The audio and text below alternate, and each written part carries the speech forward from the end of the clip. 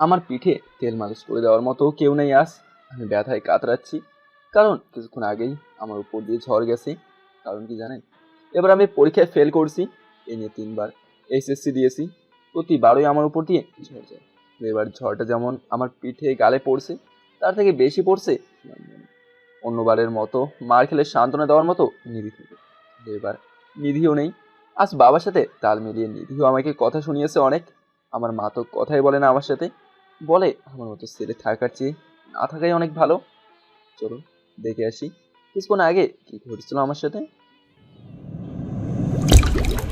আজ আমার HSC result দিয়েছে, কিন্তু হাতে 3 বিষয়ে ফেলের রেজাল্ট শিট। বাসায় যাওয়া যাবে না, এ নিয়ে 3বার ফেল করলাম। আমার সমবয়সীগুলাও আমার সিনিয়র, আর ছোট ভাইগুলো আজ ক্লাসমেট। আমার লজ্জা শরম একটু কম। পড়ালেখার প্রতি যেমন ছিলাম আমি খারাপ, খেলাধুলায় আমি ঠিক ততটাই ভালো। আমি একটা স্পোর্টিং ক্লাবে প্রতিদিন প্র্যাকটিস করি, এখানে সেখানে গিয়ে খেলাধুলা করি। বাসার সবাই বলে এই খেলাধুলা আমার লেখাপড়াটার 12টা বাজাইছে। নিধি আমাকে সব সময় সাপোর্ট দিয়েছে খেলাধুলায়। নিধি হলো আমার চাচাতো বোন, যে আমার থেকে 1 বছরের ছোট, কিন্তু সে এখন আমার সিনিয়র। আমি নিধিকে খুব ভালোবাসি, কিন্তু কখনো বলা হয়নি। আমিও জানি নিধিও আমাকে খুব ভালোবাসে, তাই তো সবসময় আমার বিপদে পাশে থেকেছে। যখন ক্রিকেট খেলে রাত করে বাসায় ফিরতাম, নিধি আসতে করে বাসার ঢোকার ব্যবস্থা করে দিত, আর খাবার দাবার আমার পড়ার টেবিলে দিয়ে দিত। সকালে যখন আব্বু আম্মু বলতো সারাত করেছিলাম, তখন নিধি বলে দিত রুমে ছিলাম। কিন্তু আজ যখন ফেল করে বাসায় ঢুকলাম রাত 11টায়, ভেবেছিলাম সবাই ঘুমিয়ে থাকবে, কিন্তু না, সবাই অতি আগ্রহ জেগে আছে আমার মুখ থেকে রেজাল্ট জানার জন্য। আমি ভালো করে জানি বাসায় সবাই জেনে গেছে আমি ফেল করেছি। কি রে, রেজাল্ট কি? আব্বু, ফেল। কিছু বলার চান্স নাই, এসেই ঠাস ঠাস আমি গালে হাত দিয়ে অপরাধীর মতো দাঁড়িয়েছি। তোর লজ্জা করে না? তোর ছোট নিধি তোর থেকে সিনিয়র হয়ে গেছে, আর কত ভালো ভালো রেজাল্ট করে। আমি চুপ করে দাঁড়িয়ে আছি, চোখ দিয়ে পানিও পড়ছে না। মনে হচ্ছে খুব পরিচিত ঘটনা হচ্ছে। অনেক সময় তো নিধি এসে বলতো এবার থেকে আসতে ভালো করে লেখাপড়া করবে, ছেড়ে দেন বড়ব্বু। কিন্তু আজও দেখি নিধির মুখ কালো হয়ে আছে। মনে হয় মনে মনে বলছে আজ আমাকে অনেক মারা উচিত। এই খেলাধুলাই তোর লেখাপড়া নষ্ট করেছে, আজ থেকে তোর খেলা বন্ধ। বলেই আব্বু আমার স্বাদের ব্যাট ভাঙতে শুরু করছে। আব্বু, তুমি আমাকে যা ইচ্ছে করো, আমার ব্যাটটাকে ভেঙো না। আব্বুর কাছ থেকে ব্যাটটা কিনে নিতে গেলাম, কিন্তু আব্বু আমাকে ব্যাট আনতে যাওয়াতে পুরো তোরা ব্যাট দিয়েই পিটিয়েছে। আমার মুখে কথা বলা বন্ধ হয়ে গেছে, কান্না করার শক্তি পাচ্ছিলাম না। আব্বু আদেশ করছে নিধিকে যেন আপু বলে রাখি। আজ আমার কিচ্ছু বলার ভাষা নেই। সারাদিন খাওয়া দাওয়া নেই, ঘরে খাওয়া দাওয়া বন্ধ বলে গেছে। পেটের ক্ষুধায় পেটে উদুর দৌড়াচ্ছে, তার উপরেই মায়ের কোনো রকমের রুমে গেলাম। শরীরের ব্যথায় শুয়ে থাকতে পারছি, কখন ঘুমিয়ে গেছি মনে নাই। মাঝরাতে কারো হাতে স্পর্শ পেয়ে ঘুম ভেঙে গেছে। চোখ খুলে দেখি নিধি তেল মালিশ করছে।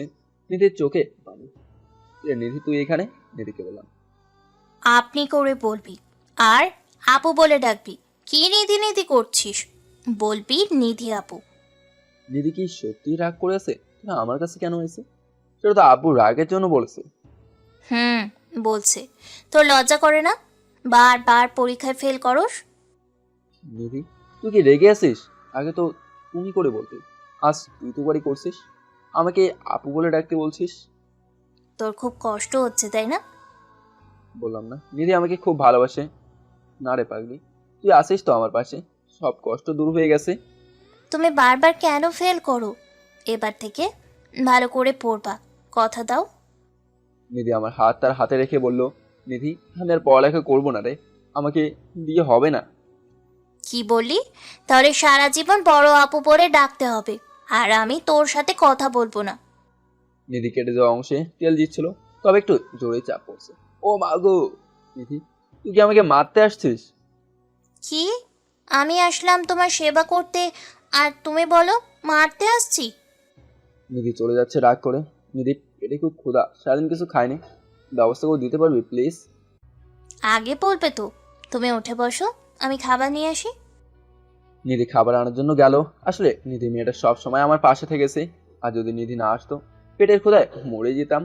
আর বাসায় সবাই চায় আমার মতো অপদার্থ মরে যাক। নিধি খাবার নিয়ে আসছে, ধন্যবাদ নিধি। নিধির দিকে তাকিয়ে মুচকে হেসে বললাম। হুম, হয়েছে, এই নাও। প্লেটটা আমার হাতে দিয়ে বলল আমি খেতে যাব, কিন্তু আমার ডান হাতে খুব ব্যথা করছে। আবু ব্যাট দিয়ে যে আঘাত করছে, হাত ফুলে আছে। আমি খেতে পারছিলাম না, নিজের দিকে অসহায়ের মতো তাকিয়ে আছি। দাও, আমিই খাইয়ে দিচ্ছি। মেয়েটাকে যতই দেখছি ততই মুগ্ধ হচ্ছি।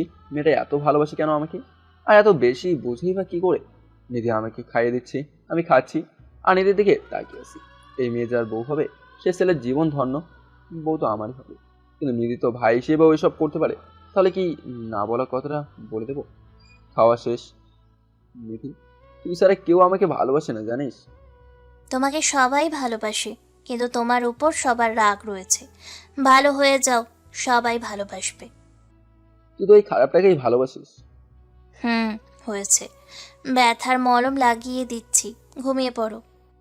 নিধি রুমের লাইট অফ করে চলে গেল। ঘুমিয়ে পড়লাম।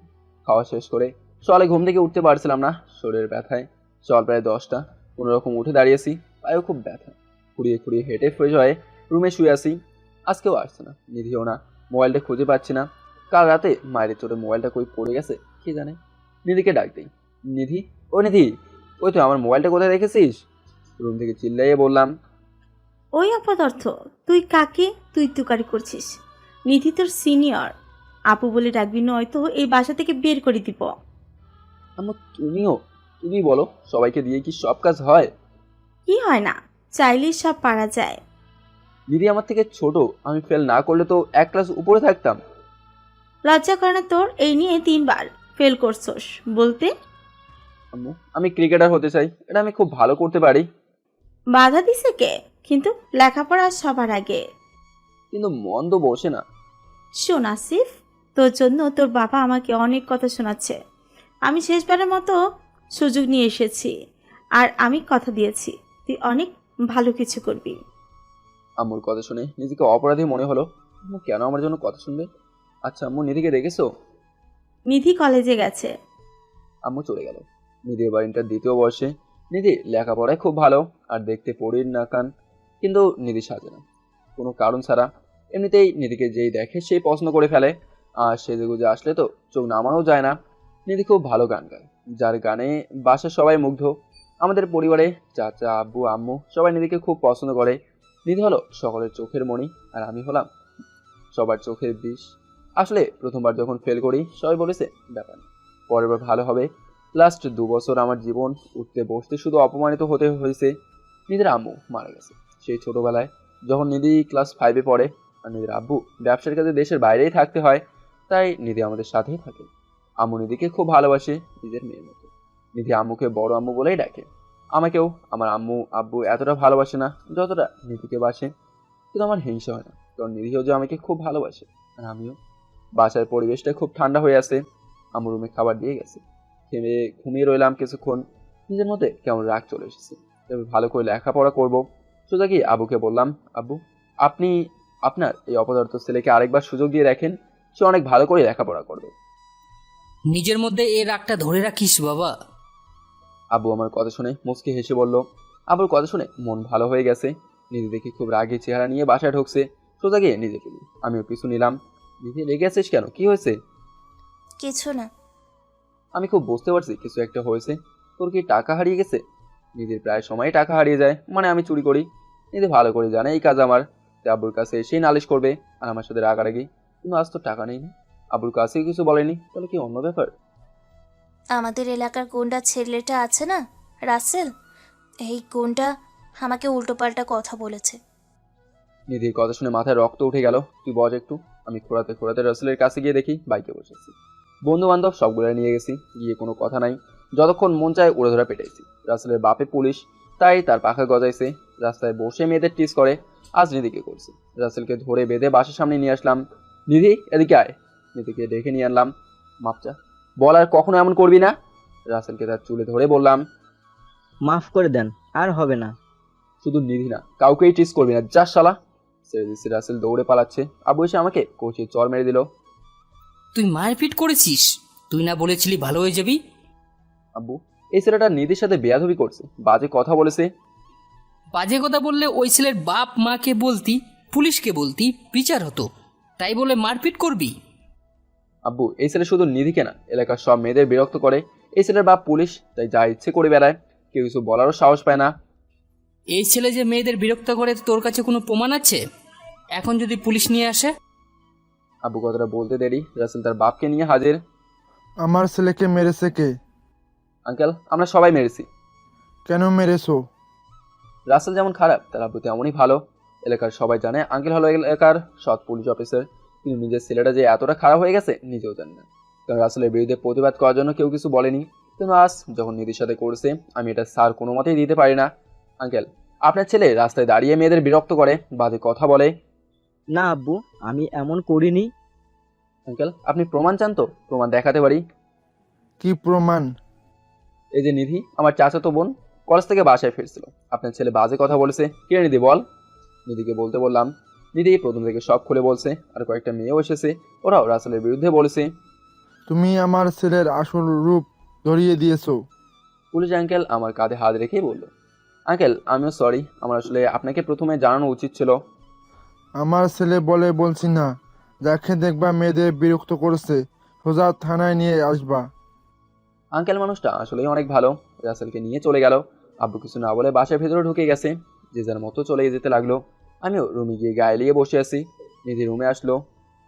কে বলেছিল মারামারি করতে? তোকে বাজে কথা বলছি, এমনি ছেড়ে দেবো নাকি? পুলিশ আঙ্কেল ভালো দেখেই ঝামেলা বাঁধে নেই, নয়তো তোমাকে জেলে যেতে হতো। তোর জন্য জেলে যেতেও রাজি আছি। কেন? আমি তোমার কে হই? তুই আমার, আমি তোর যা, তুইও আমার তাই। তোর তো শুনে নিধি খুশি হয়নি, বুঝতে পারছি। আচ্ছা, তুমি আমার বড় ভাই? নিধির মুখে কথা শুনে আমার মনটা খারাপ হয়ে গেল। মোবাইলটা দেখছিস আমার? নিধিকে উদ্দেশ্য করে বললাম, আমার রুমেই আছে, দিয়ে যেতে মনে ছিল না। আচ্ছা দিয়ে যা। নিধি মোবাইল নিয়ে আসতে গেছে। এই নাও। আমি মোবাইলটা নিয়ে ভালোবাসার গল্প আইডিতে লগ ইন করলাম। লগ ইন করে দেখি নতুন আইডি, হাজারের মতো রিকোয়েস্ট ঝুলে আছে। আমার আইডিটা গল্পের আইডি, যারা গল্প করতে ভালোবাসে তাদেরই বন্ধু বানাই। আর গল্পের জন্য রিকোয়েস্ট দিচ্ছে কিনা তার জন্য সবাইকে নক করার জন্য বলেছি, নয়তো শুধু শুধু ফ্রেন্ড বানিয়ে লাভ নাই। অনেকেই নক করে রাখছে, তাদেরকে অ্যাকসেপ্ট করলাম। নিধি একটা কথা বলবি? বলো। তুই আমার এত খেয়াল রাখিস কেন, আর এত ভালো কেন বাসিস? এটা তো আমার ব্যাপার, তোমার ইচ্ছে হলে তুমিও ভালোবাসো। আর ভাই বোনের মধ্যে ভালোবাসা থাকেই। আমার মনটা খারাপ হয়ে গেল। আচ্ছা যা, আমি ঘুমাবো। নিধি কিছু না বলে চলে যেতে লাগলো।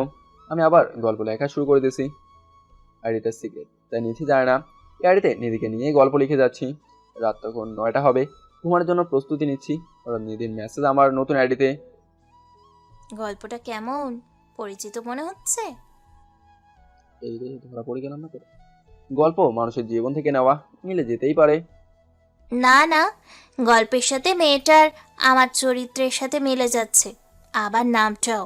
নিধি ধরা তো পড়েই গেছে, সিন করে রিপ্লাই দিচ্ছি না। আবার ছেলেটাকেও খুব পরিচিত মনে হচ্ছে, এটা আসিফের চরিত্র। গল্পটা আমার বন্ধুকে নিয়ে লেখলা। রিপ্লাই দিই। মনে হয় কাজ হয়েছে, এবার চিনতে সমস্যা হবে। ও, নিধি আমার রুমে আসার আগে আইডিটা লগ আউট করে অন্য আইডি লগ ইন করে ফেলেছি। তোমার মোবাইলটা দাও তো। নিধি আমার মোবাইল যাচ্ছে কেন হঠাৎ, যেন কিছুই জানি না। দাও, কাজ আছে। মোবাইলটা হাতে নিয়ে কিছুক্ষণ দেখে ফেরত দিয়ে দিল। কি হয়েছে? এই গল্পটা পড়ো তো, দেখো তোমাকে আমাকে নিয়ে কি সব লিখেছে। আমার আইডি আমাকে দেখালো। তাই তো, কে এটা, তুই চিনিস? কিছুক্ষণ পরে বললাম, না। ও আচ্ছা, কথা বলে দেখ পরিচয় পাস কিনা। নিধি চলে গেল, আমি আর লগ ইন হয়নি। খুব সকালে ঘুম থেকে উঠে নামাজ পড়তে গেলাম। বাসার সবাই তো অবাক, যে ছেলে 10টার আগে ওঠে না সে ফজর নামাজ পড়তে গেছে। আজ দেখি সবাই আমাকে ভালোবাসতে শুরু করছে। এলাকার মুরব্বীরা, যারা আমাকে ফেল নিয়ে অপমান করতো, তাদের ছেলেরা এটা করছে ওটা করছে, আমার সামনে পড়লেই বলতো। সকালে নাস্তা করে বসে বসে ফ্রি ফায়ার খেলছি, হঠাৎ নীলটা, ভাইয়া চলো, কিছু কেনাকাটা আছে। যাবো না। এটা শুনলেই মনটা খারাপ হয়ে যায়। কেন যাবে না? তোর সাথে গেলে সবাই আমাকে রাগাবে, বলবে আপুর সাথে কোথায় যাচ্ছিস। সেটা আমি দেখে নিব, চলো। দিদি আমার হাত ধরে টেনে নিয়ে গেল। কেনাকাটা শেষ করে বাসায় চলে আসলাম। এবার খুব ভালো করে লেখাপড়া করতে থাকি। দিদি আমাকে সব কিছুতেই হেল্প করে যাচ্ছে। আমার পরিবর্তন দেখে সবাই খুশি। এদিক দিয়ে ক্রিকেট খেলাটা দিন দিন কমে যাচ্ছে। আমার একার না, সবার খুশির জন্য লেখাপড়া করছি। পরীক্ষা দিয়ে যে সময়টা ফ্রি পেয়েছি, আবার স্পোর্টিং ক্লাবে প্র্যাকটিস শুরু করে দিয়েছি। বলতে পারেন ক্রিকেট খেলাই আমার লাইফ। এখন আর কেউ বাধা দিচ্ছে না। পড়ার সময় পড়া, খেলার সময় খেলা। দিদি এইচএসসি পরীক্ষা শেষ করে ফেলছে। আজ আমার রেজাল্ট দেবে, কিছুটা ভয় আছে। এবার ফেল করলে 4বার আর মুখ দেখানো যাবে না। অন্যবারের মতো বাসা থেকে বের হয়ে নিয়ে আসি। ঘুমিয়ে আছি। নিধি এসে, আসিফ ভাই তুই জিপিএ 5 পাইছো? নিধি আমাকে জোরে ধরে, এই ছাড় ছাড়, কি করছিস, কি হচ্ছে, চিল্লাস কেন? নিধিকে সরিয়ে নিয়ে ভ্যাবাচাকা হয়ে বসে বললাম, ভাইয়া তুমি পাস করছো, তাও খুব ভালো করে। নিধি খুশিতে আত্মহারা বলল, 4বার পরীক্ষা দিয়ে পাশ করছি। ওকে, বাচ্চা পোলা পাই না, 4বার পরীক্ষা দেওয়া লাগে না। আসলে এতবার পরীক্ষা দিয়ে পাশ করছি, তাই মনে তেমন আনন্দ খুঁজে পাচ্ছি না, তবে একটু অন্যরকম লাগছে। আমি কলেজে উঠতে পারছি অবশেষে। বড় অপু কিন্তু বেশ খুশি আজ। ভালো, তুই কেমন খুশি? আমি তো সবচেয়ে বেশি খুশি। খুশি হলে কি দিবি, দিয়ে যা। নিধি হঠাৎ আমার মুখের কাছে নিধির মুখ নিয়ে এসেছে। কি করছিস নিধি? তোমার উপহার দিচ্ছি। আমার গালে ছোট একটা কিস করে পালাই গেছে। দেখি হলো, নিধির এমন ব্যবহারে অবাক করে দিল। আব্বু আমাকে শহরে পাঠিয়ে দেবে ঠিক করছে। শহরে মামার ওখানে থাকবে। শহরে একটা কলেজে ভর্তি হলাম, যেটা মামার বাসা থেকে যেতে মাত্র 5 মিনিট লাগে। ব্যাগপত্র গুছিয়ে নিয়েছি, শহরে চলে যাব। শুনে নিধির মুখটা কালো করে আছে, মনটা ভালো নেই হয়তো। আমাকে দেখলে জোর করে হাসে ঠিকই, কিন্তু মনে যে কষ্ট সেটা ভালো করেই বুঝতে পারছি। আমারও খুব খারাপ লাগছে নিধির জন্য, কিন্তু এলাকাতে থাকা সম্ভব না। 4 মাস পাস, এলাকার সবাই জানে। তাই আমার ইচ্ছে ছিল শহরে যাওয়াতে। এখনই রওনা দেবো ঢাকার উদ্দেশ্যে।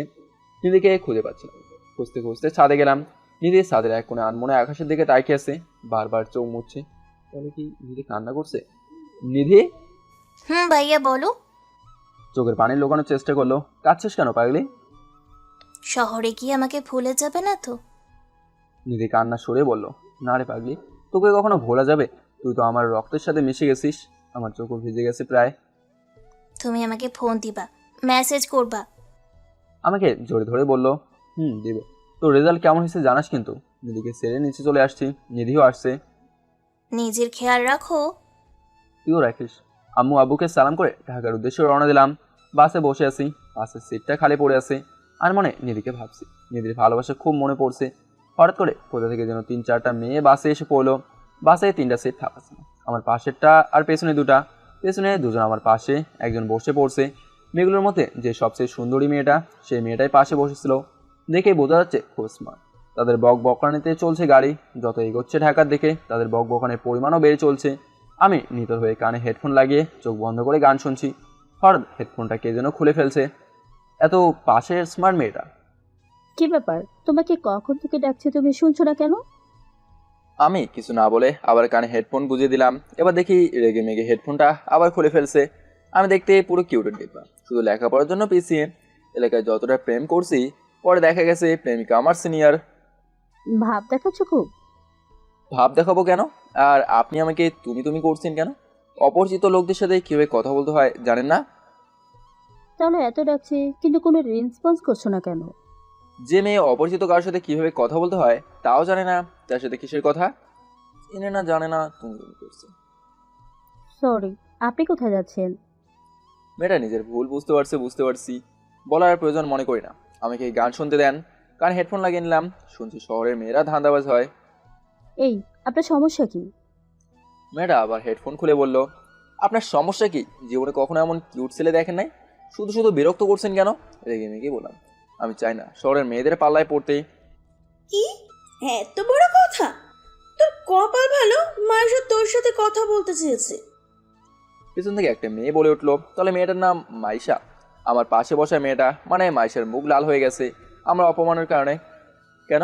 আমরা ছেলেরা যখন কোনো মেয়েদের কোনো কিছু জিজ্ঞেস করতে চাই, কতটা ভালো খারাপ না জেনেই আপনার মেয়েরা বিরক্ত হতে পারলে আমি কেন পারবো না? নাকি আমার মতো সুন্দর ছেলে দেখে নাই কখনো? পেছনে থাকা মেয়েটাকে বললাম, চুপ করেন প্লিজ। জায়গা মতোই লাগছে। বাসের সব লোক চেয়ে আছে, আমি তো চুপ করে আছি। আপনারাই তো কথা বলতে আসছেন। আমি তো ঝগড়াটে না, কিন্তু আজ কেন জানি এমন করছি, নিজেও জানি না। তুই চুপ করবি? মুখে যা আসছে বলে যাচ্ছিস। চিনিস আমি কে, কি করতে পারি আমি তোর? মাইশা রাগ নিয়ে বলল, আপনাকে চেনার দরকার মনে করি না। এসব লুচ্চামি সারেন, লোকে খারাপ বলবে। মাইশার চেহারা দেখার মতো হয়েছে। কি বললি? মেয়েটা আমাকে চর মেরে দিল। আপনি আমার গায়ে হাত তুলছেন কোন সাহসে? গাড়িতে কি কোনো সাহসী পুরুষ নাই আমার মতো অসহায় এই ডাইনের হাত থেকে রক্ষা করবে? একটু জোরেই বললাম।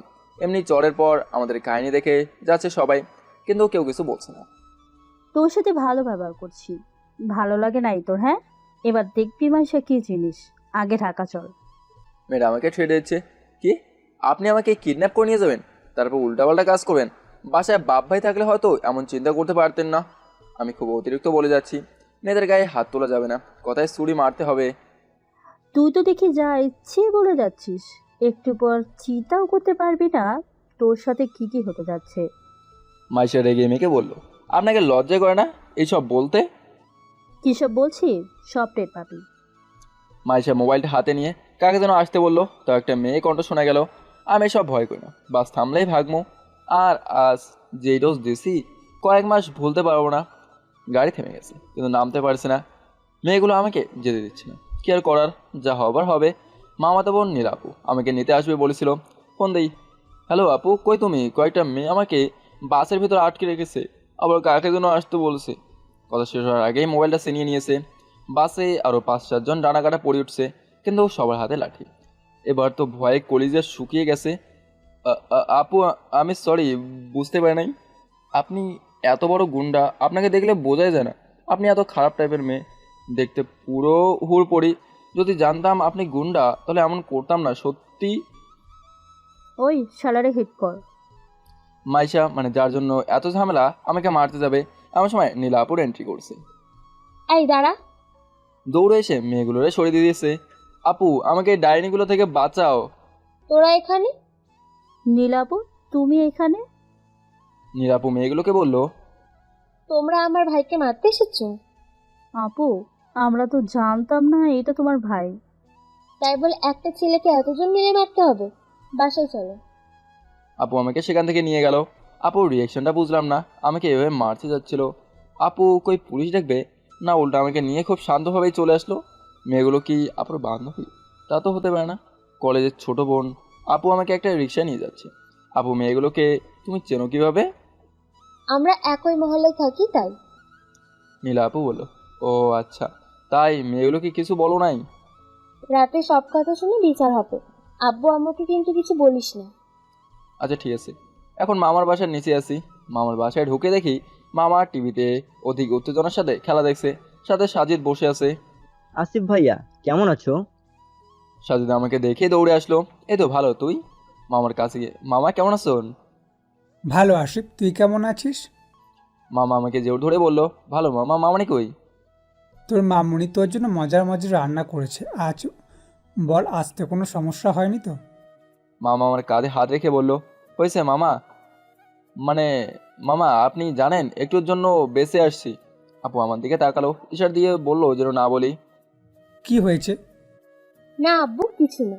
আশিফ আমাদের বাসা ভুলে গেছি। তাই নাকি? ভুলেও কতদিন পর আসা। মামানিকে খুঁজতে রান্নাঘরে গেলাম। মামানি মামানি আমাকে অনেক আদর করে, নিজের ছেলের মতো। আমার ছেলেটা এতক্ষণে আইছে, আসতে কোনো সমস্যা হয়নি তো বাবা? না মামানি, আপনি কেমন আছেন? ভালো, তুমি? ভালো। এই সাজিদ, আশিফ ভাইয়ের রুমটা দেখিয়ে দে তো। মামানি মামাতো ভাইটাকে বলছে। তারপর আমাকে একটা রুম নিয়ে গেল। আগে থেকেই সব ফিটফাট করা, এখানে যে থাকতে হবে অনেক দিন, তাই রুমে গিয়ে ফ্রেশ হয়ে আসলাম। নিদিকে ফোন দেওয়ার জন্য মোবাইল খুঁজতে পারছিলাম না। দেখি মোবাইল গেল কই, মনে করার চেষ্টা করলাম। মাইশের পেছনে থাকা মেয়েটা মোবাইলটা নিয়ে গেছিলো, তখন মনে ছিল না মোবাইলের কথা। নীলাপুকে বলতে হবে। নীলাপুকে খুঁজতে লাগলাম। নীলাপু একটু শোনেন। নীলাপু খাবার টেবিলে সাজাচ্ছে টেবিল। আশিফ, সব কিছু ঠিকঠাক আছে তো? আপু আমার মোবাইলটা ওই মেয়েগুলো কেড়ে নিয়েছিল। তখন বললি না কেন? নীলাপু রাগ দেখিয়ে বলল, মনে ছিল না। আচ্ছা দাঁড়া, ব্যবস্থা করছি। আপু কাকে যেন ফোন করলো, 10 মিনিটের মধ্যেই মোবাইল হাজির। এতক্ষণ দুপুরের খাওয়া দাওয়া শেষ করে রুমে গিয়ে শুয়ে আসি। কখন ঘুমিয়ে গেছে মনে নাই। সন্ধ্যার দিকে ঘুম থেকে উঠে দেখি মোবাইলে 36টা কল নিধির। হায় নিধির সাথে তো কথা বলা হয়নি। তাড়াতাড়ি করে মোবাইলে ফোন দিলাম। একই মোবাইলেও দেখছি ব্যালেন্স নেই। কি করি, সাজিদকে নিয়ে বাসার নিচে গেলাম ব্যালেন্স নিতে। যাওয়ার পথে মাইশের সাথে সিঁড়ির মাঝখানে দেখা। মাইশা, মানে বাসে যার সাথে ঝামেলা হয়েছিল, মাইশাকে দেখে দুষ্ট একটা হাসি দিলাম। মাইশা দেখি খুব রাগী একটা লুক নিয়ে উপরে উঠে গেছে। হয়তো অপমানগুলো এখনও মাইশের কানে বাজে। মারতে গিয়েও আমাকে মারতে পারে নাই। সাজিদ, মেয়েটা কি এইখানেই থাকে? ভাইয়া, মাইশা আপুরা আমাদের উপরের তলাতে থাকবে। সাজিদের কথা শুনে একটু ভয়ই লাগলো, কারণ যে কোনো সময় প্রতিশোধ নিতে পারে। রিচার্জ করে নিধিকে দিলাম ফোন। নিধি রিসিভ করে কথা বলছে না। হ্যালো নিধি, কী হলো, কথা বলো। তোমার সাথে কোনো কথা নেই, শহরে গিয়েই আমাকে ভুলে গেছো।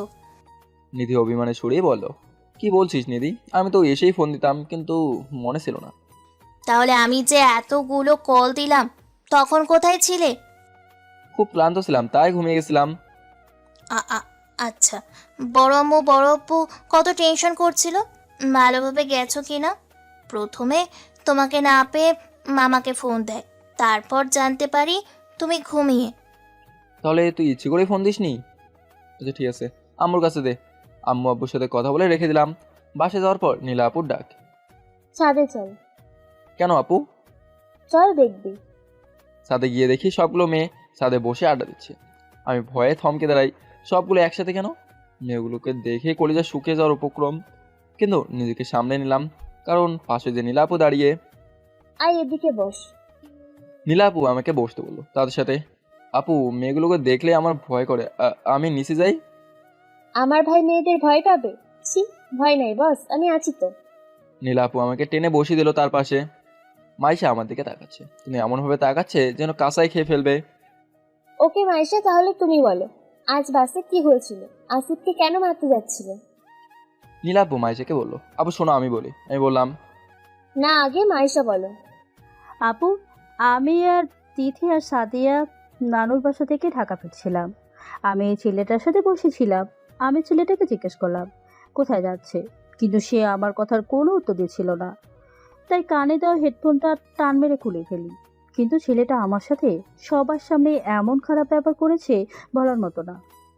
এতক্ষণ পর্যন্ত আসিফের তো কোনো দোষ নেই, উল্টো তুমি আসিফের কান থেকে হেডফোন খুলে ফেলেছো। তারপর বলো কি খারাপ ব্যবহার করেছে? তারপর আপনার ভাই আমাকে বলে জীবনে এত কিউট ছিল দেখো নাই নাকি। কি কস? তোরে এই কথা বলছি? কি ছেলে রে, তোর মতন মেয়েকেও পাত্তা দেয় নাই। শুধু তাই নয়, বলে নাকি আমি ব্যবহার শিখি নাই, ঘরে বাপ ভাই নেই নাকি, বিরক্ত করছে কেন।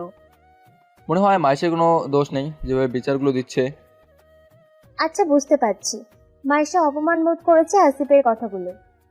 আচ্ছা তাহলে আপু আমি বলবো। আমি নীলা আপুকে বললাম। না থাক, আমি এখানে তোমাদের বিচার করানোর জন্য ডাকি নাই, তোমাদের মধ্যে একটা ভুল বোঝাবুঝি ছিল। তাহলে আপু কেন ডাকছেন? আসিফ আমার ফুফাতো ভাই, তোমাদের কলেজে ভর্তি হয়েছে, আমাদের বাসা থেকে লেখাপড়া করবে। তো তো তোমরা বন্ধুত্ব করে নাও। আপু, আমি পারবো না। আমিও পারবো না। দুজন চুপ করো, যা বলছি তাই করবা। আর একটা কথা, আসিফ যদি কোনো উল্টোপাল্টা করে আমাকে জানাবা। ঠিক আছে আপু। বুঝলাম না, সবাই মেনে নিলে মাইশা মেনে নেওয়ার কথা না, তার মানে বাজে মতলব আছে। তারপর আমাদের মধ্যে পরিচয় হলো। এখানে মাইশা, সাদিয়া, তিথি ছাড়া সবাই আমার সিনিয়র, তাই আপুর আদেশ তাদের আপু বলে ডাকতে হবে। আর মাইশা, তিথি, সাদিয়া আমার সাথেই পড়ে। পরিচয় শেষ করে নিচে এসে খেয়ে নিলাম। মামার সাথে আমার সম্পর্ক খুব ভালো, আর মামা জানে যে আমি ক্রিকেট কতটা ভালোবাসি। আসিফ, কাল ফজরের নামাজ পড়ে আমায় এক জায়গায় যাব। কোথায় মামা? কাল গেলেই বুঝতে পারবি। মামার সাথে পরিবার নিয়ে অনেক কথা হলো, কে কেমন আছে, নিধিকেও সবাই চেনে, নিধির কথাও জিজ্ঞেস করছে। মামার সাথে গল্প করে ঘুমোতে গেলাম। মামাতো ভাই সাজিদ আর আমি এক রুমে। নিধিকে একটা ফোন দিলাম। নিধির অনুপস্থিতিতে খুব ভালোভাবেই অনুভব করতে পারছি নিধিকে তো আমি ভালোবাসি। ভালোবাসার মানুষকে ভুলে থাকাটা, ছেড়ে থাকাটা খুব কষ্টের। যার জীবনে ভালোবাসা আছে সে বুঝবে। রাত তখন 9টা বাজে। এই সময় নিধি টিভি দেখবে। কেমন আছো? ভালো, তুই কেমন আছিস? ভালো। তুমি কি করছো এখন? শুয়ে আছি, তুই? এই তো টিভি দেখছি। আচ্ছা ভালো থাকিস, বাই, রাখছি।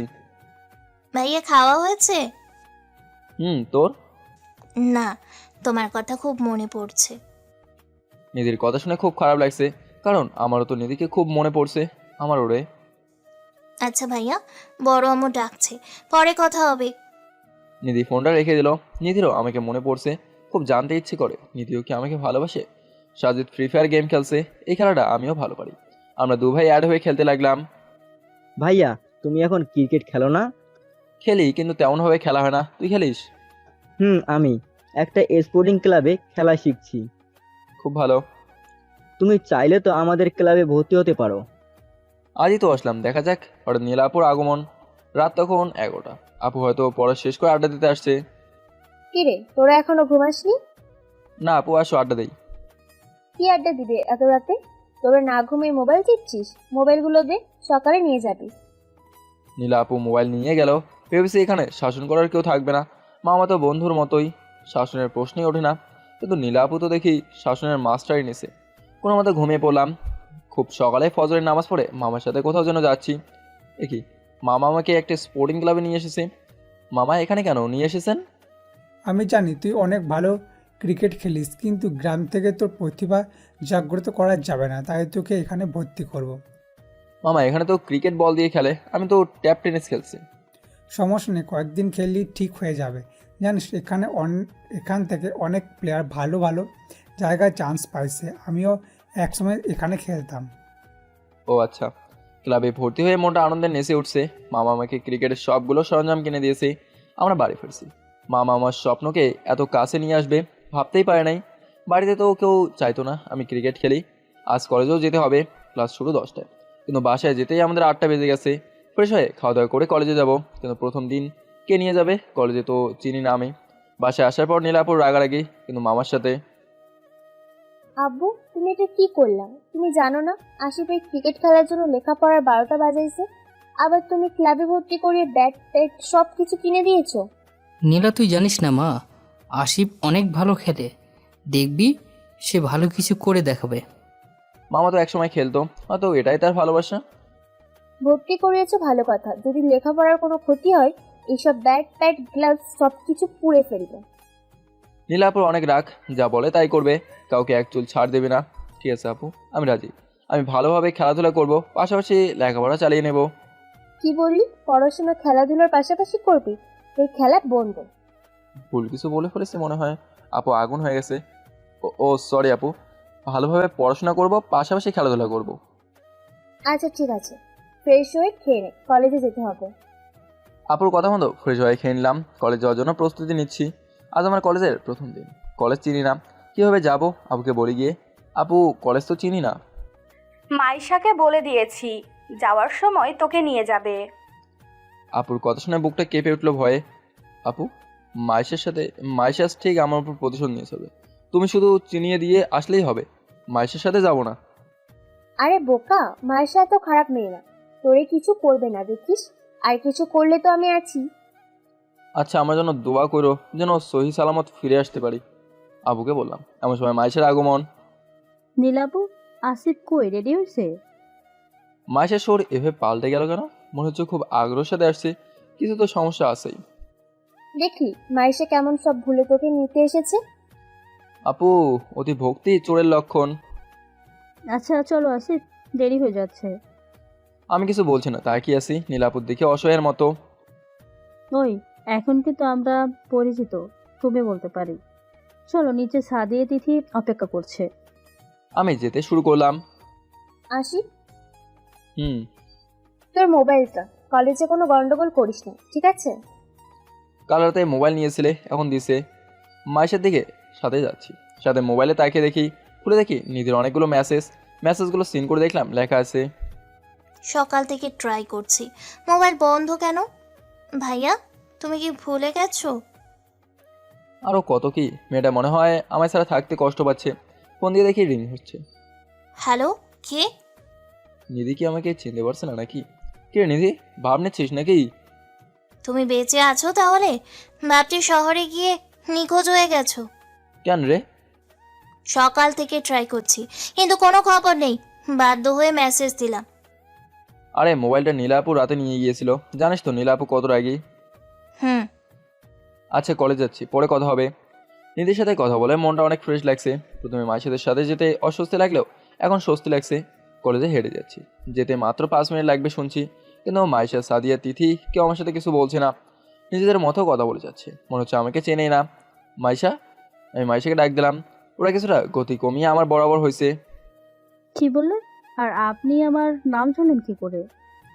বুঝছি, মাইশা যেভাবেই হোক প্রতিশোধ নিয়ে নেবে, তাই ভুল স্বীকার করা ভালো। মাইশা, কালকে বাসের ঘটনার জন্য আমি সরি। আসলে আমি তোমাদের ভয় পেয়েছি, তুমি যদি খারাপ মেয়ে হও তাই। সরি? কিসের ঘটনা? আর অপরিচিত কারোর সাথে কিভাবে কথা বলতে হয় জানেন না? তুমি করছেন কাকে? বাবারে, মাইশা দেখি ছাড় দিচ্ছে না। সরি বলছি তো। ও, আমার মতো সুন্দরী মেয়ে দেখে লোভ সামলাতে পারছেন না? আমার ডায়লগ আমাকেই ছাড়ছে। এই কথাটা পুরো কলিজায় লাগছে। আসলে কাউকে এভাবে শুধু অপমান করা ঠিক না। কাল আমি না করলে হয়তো আজ এমন করতো না। এটা আমারই কাজের ফল। কলেজে চলে আসলাম। প্রিন্সিপাল রুমে ভর্তির কার্যক্রম শেষ করে ক্লাস দেখিয়ে দিল। ক্লাসের সবচেয়ে পেছনের সারিতে বসলাম, কিন্তু খুব চুপচাপ আছি। মাইশা এদিকে মজা করে যাচ্ছে তার বন্ধু বান্ধবীর সাথে। ভেবেছিলাম মাইশা সব ভুলে যাবে, কিন্তু খুব আগ্রহ দেখিয়ে বাসা থেকে এনে এভাবে অপমান করলো। আপু বলেছিল বন্ধুত্ব করতে, কিন্তু আমি ঠিক করলাম আমি আর মাইশের সামনে পড়বো না, কথা বলবো না। প্রথম দিন ক্লাস করে একটা ছেলের সাথে ফ্রেন্ডশিপ হয়, নাম স্যামন। খুব ভালো ছেলে, ভদ্র দেখেই বোঝা যাচ্ছে। কলেজ ছুটির পর কার জন্য অপেক্ষা না করেই চলে আসলাম বাসায়। নীলা আপু বলে দিয়েছিল মাইশাদের সাথে যেন আসি। বাসায় এসে ফ্রেশ হয়ে খাওয়া দাওয়া করে মন খারাপ করে রুমে বসে আছি। কেন যেন বাসায় এসে নীলা আপুকে খুঁজতে লাগলাম। বের হয়ে দেখি মাইশা। মাইশাকে দেখে আবার রুমে চলে আসলাম। মাইশা নীলা আপুর কাছে কী নিয়ে যেন বিচার দিচ্ছে। ভালোভাবে খেয়াল করে শুনি আমার নামেই বিচার দিচ্ছে। নীলা আপুর সাথে মাইশা আমার রুমে এসে নীলা আপু বলতেছে, আশিফ, এটা আমি কি শুনছি? কি আপু? তুই নাকি লাস্ট বেঞ্চে বসেছিস আর ক্লাসে নাকি তোর মনোযোগ ছিল না, কোন ছেলের সাথে কথা বলে নাকি সময় কাটিয়ে দিয়েছিস। কে বলেছে এগুলো? মায়েশা তো বললো আসার সময় নাকি তোকে খুঁজে পাচ্ছিল না, একা একা নাকি চলে এসেছিস। আপু লাস্ট বেঞ্চে বসতে হয়েছে কারণ আমাকে প্রিন্সিপাল রুমে ভর্তি হতে হয়েছে। আসছিল প্রথম ক্লাস, তেমন ক্লাস হয়নি, তাই কথা বলছি একটু। আর বাসা তো কাছে, একাই চলে এসেছি। আপু, যে ছেলের সাথে কথা বলছে সেই ছেলেটা বেশি ভালো না, বক্কাটা ছেলে হিসাবে সবাই জানে। বুঝছি, এখনো 7 মিনিট নাই। আর যেন ওই ছেলের সাথে না চলতে শুনি। আর মায়েশা, সাদিয়া, তিথি এদের সাথে সময় কাটাবে, ফার্স্ট বেঞ্চে বসবি। নীলা আপু বলেই চলে গেল। না, এরা যা করার করুক, আমি আর মাইশাদের কাছেও যাচ্ছি না, চেহারাও দেখাবো না মাইশার। ঘুমিয়েছিলাম অনেকক্ষণ। আসরের আজান শুনে ঘুম ভাঙলো। খুশি হয়ে নামাজ পড়তে গেলাম সাথে সাজিদ। নামাজ পড়ে বাসায় ফিরে আসলাম। সাজিদ সাদে যাবে বলছে, আমিও সাদে গেলাম। ছাদটা অনেক বড়, আর একপাশে ফুলের বাগান রয়েছে। কিছুক্ষণ ঘোরাঘুরি করছি, এর মধ্যে দেখি মাইশা আর তিথি ছাদে আসছে, আর আমার দিকে আসছিল মনে হয়। আমি এদের দিকে না তাকিয়ে সাজিদকে নিয়ে বাসায় ফিরে আসলাম। এদের সামনে না পড়াটাই ভালো। এভাবে চলে গেল 1 সপ্তাহ।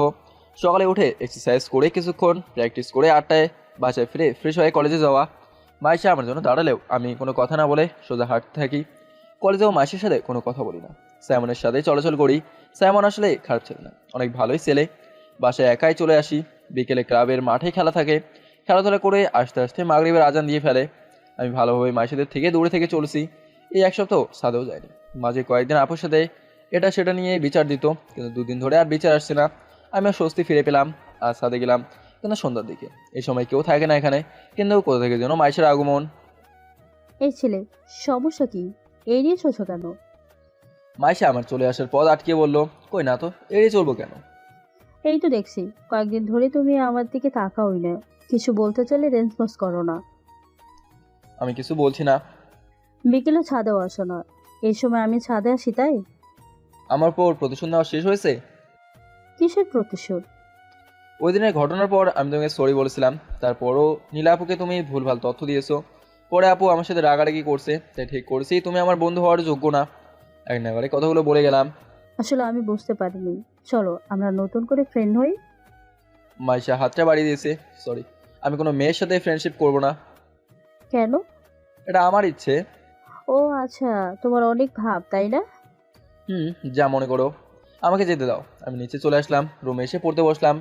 নিধির আজ রেজাল্ট দিয়েছে এইচএসসির। নিধি অনেক খুশি, কারণ নিধি অনেক ভালো রেজাল্ট করছে। আমাকে যেতে বলছে। আমার অনেক আনন্দ হচ্ছে, কারণ নিধির আনন্দেই আমারই আনন্দ। কিন্তু আমি যেতে পারিনি, কারণ এখানে এসেছি মাত্র 8 দিন হলো। বাড়িতে যেতে হলে আরও পরে যাব। হঠাৎ নীলা আপুর আগমন। আপু কিছু বলবা? মায়েশার সাথে তোর কি হয়েছে? কই কিছু না তো। মায়েশা 2 দিন ধরে আমাদের বাসায় আসছে না, তাই আমি মায়েশাদের বাসায় গেছিলাম। গিয়ে দেখি মায়েশা কান্না করছে। কেন, কি হয়েছে মাইশার? কেন, তুই জানিস না? না তো। তুই নাকি মায়েশাকে দেখতে পারিস না, কথা বলিস না। তাতে মাইশের সমস্যা কি? কি সমস্যা আমি জানি না। মায়েশা খাওয়া দাওয়া ঠিক মতো করছে না, আন্টি তোকে যেতে বলেছে। কেন, আমি কেন যাবো? আজব তো। মাইশের সাথে তো আমার কোনো সম্পর্ক ছিল না। মাইশা আমার ফ্রেন্ডও না, তাহলে এসবে আমি কেন? আমি যেতে পারবো না, সরি। সত্যি তো আমি কেন যাব? তার মানে তুই যাবি না? না, আমি পড়া শেষ করে ঘুমিয়ে পড়লাম। খুব সকালে ঘুম থেকে উঠে অন্যান্য দিনের মতো রুটিন, কিন্তু আজ শুক্রবার, তাই আজ প্র্যাকটিস বন্ধ। বাসায় এসে নাস্তা করতে বসছি। দেখি নীলাপুম বাসায় মাইশাকে নিয়ে আসছে। মাইশা কেমন রোগা হয়ে গেছে। কাল রাতে ছাদে অন্ধকারে তেমন খেয়াল করিনি, আজ রাতে মনে হয় কান্না করছে, চোখের কোটাগুলো কালো হয়ে গেছে। খাবার টেবিলে মাইশা আমার ঠিক বরাবর বসছে। আজ কেন জানে মাইশার জন্য মায়া লাগছে। কি সুন্দর চেহারার, কি এক অবস্থা করে রেখেছে। নাস্তা করছি আর মাইশার দিকে মাঝে মাঝে তাকাচ্ছি। মাইশা আমার দিকে তাকিয়ে আছে, মনে হয় কি যেন বলবে, কিন্তু বলতে পারছে না। নাস্তা শেষ করে নীলা আপু আমাকে আপুর রুমে ডেকেছে। আপুর রুমে আপু আর মাইশা বসে আছে, আমি গিয়েও বসলাম। আপু বলো, কেন ডেকেছো? তোদের মধ্যে কি হয়েছে আমি কিছু শুনতে চাই না, সবকিছু ভুলে যা। আপু আমাকে উদ্দেশ্য করে বলছে। ঠিক আছে আপু, অনেক হয়েছে, এবার না হয় ফ্রেন্ড হয়েই যাই। আচ্ছা ঠিক আছে, তোমাদের মধ্যে রাগারাগি হলে আমাকে জানাবা। নীলা আপু মাইশাকে বললো। মাইশা কিছু বলছে না। বেশি কথা বলা মেয়েটাই কেমন, কারণ ছাড়া কথা বলতে চায় না। সেদিনের পর থেকে একটু একটু করে আমাদের বন্ধুত্ব গড়ে ওঠে। মাইশা আবার আগের মতোই হয়ে গেছে, কিন্তু আমাদের বন্ধুত্বের একটা শর্ত হলো কেউ কাউকে প্রপোজ করতে পারবো না। মাইশাকে নিধির কথা বলেছিলাম আমার মনের মধ্যে নিধির জন্য জমানো ভালোবাসার কথাগুলো। এভাবেই চলে গেল প্রায় 2 মাস। লেখাপড়া, খেলাধুলা, বন্ধুত্ব সবকিছু ভালোভাবেই চলছিল। কিন্তু আজ আব্বু ফোন করে বলছে নিধিকে নাকি দেখতে আসবে। কথা শুনে মাথায় যেন আকাশ ভেঙে পড়লো। মামা মামি মাইশা নীলাপুর থেকে বিদায় নিয়ে বাড়ির উদ্দেশ্যে রওনা দিলাম। বাড়িতে গিয়ে দেখি নিধি সেজে গুজে আছে। তাহলে কি নিধি আমাকে ভালোবাসে না? আর নিধিও তো দেখতে আসার কথা খুব আনন্দের সাথে বলছে আমায় মনে হয়, কিন্তু আমার মনের অবস্থা খুব খারাপ। আমি মন খারাপ করে বাসায় গিয়ে রুমে বসে এলাম। নিধিকে দেখানোর কাজ শেষ। নিধিকে পছন্দ করে ফেলেছে, ছেলেও ভালো চাকরি করে, আমাদের পরিবারেরও ছেলে পছন্দ হয়েছে। ছেলে পক্ষ চলে যাওয়ার পরপরই আব্বুর কাছে গেলাম। আব্বু একটা কথা বলার ছিল। কি বল? আব্বু, আমি নিধিকে ভালোবাসি আর নিধিকে বিয়ে করতে চাই। ভালোবাসার মানুষ তো এভাবে হারিয়ে যেতে পারে না। কি বললি তুই? আবার বলতো। আব্বু, আমি সত্যিই নিধিকে খুব ভালোবাসি। আমি জানি নিধিও আমাকে ভালোবাসে। নিধিকে তুই ভালোবাসিস? আমার মান সম্মান ডুবাতে চাচ্ছিস? নিধি তোর বড় আপু। বাবা, কেন এই কথাটা বারবার টেনে আনো বুঝি না। আব্বু, নিধি আমার 1 বছর ছোট, পড়ালেখায় অনেক এগিয়ে গেছে। চুপ কর বেয়াদব, আমার মুখে মুখে কথা বলতেছিস। আব্বু, নিধি আমাকে ছাড়া ভালো থাকবে না, আর আমিও। আমার কথা শুনে বাবা যেন আরো রেগে গেলেন। দাঁড়া, আমি তোর পাগলামি বার করতেছি। বলেই মারতে শুরু করলো। নিধি আর আম্মু আমাকে রুমে নিয়ে গেল। আব্বুকে চাচু বাইরে নিয়ে গেছে। নিধি, তুই আমাকে ভালোবাসিস না? নিধির হাতটা ধরে বললাম। নিধি কি বলবে বুঝতে পারছে না, চুপ করে আছে। নিধি, আমি তোকে ছাড়া বাঁচবো না দেখিস। যখন আমি বারবার পরীক্ষায় ফেল করতাম, আব্বু আমাকে খুব মারতো, অনেকবার ঠিক করছে মরে যাবো। তো নিধি, তোর দেওয়ার সাহস আর ভালোবাসা আমাকে বাঁচিয়ে রেখেছে। আমার কথা শুনে আম্মু কান্না করছে। নিধির চোখের কোনো মনে হয় পানি ছলছল করছে, কিন্তু নিধি মনে হয় কোথাও বাধা পাচ্ছে, কিছু বলছে না।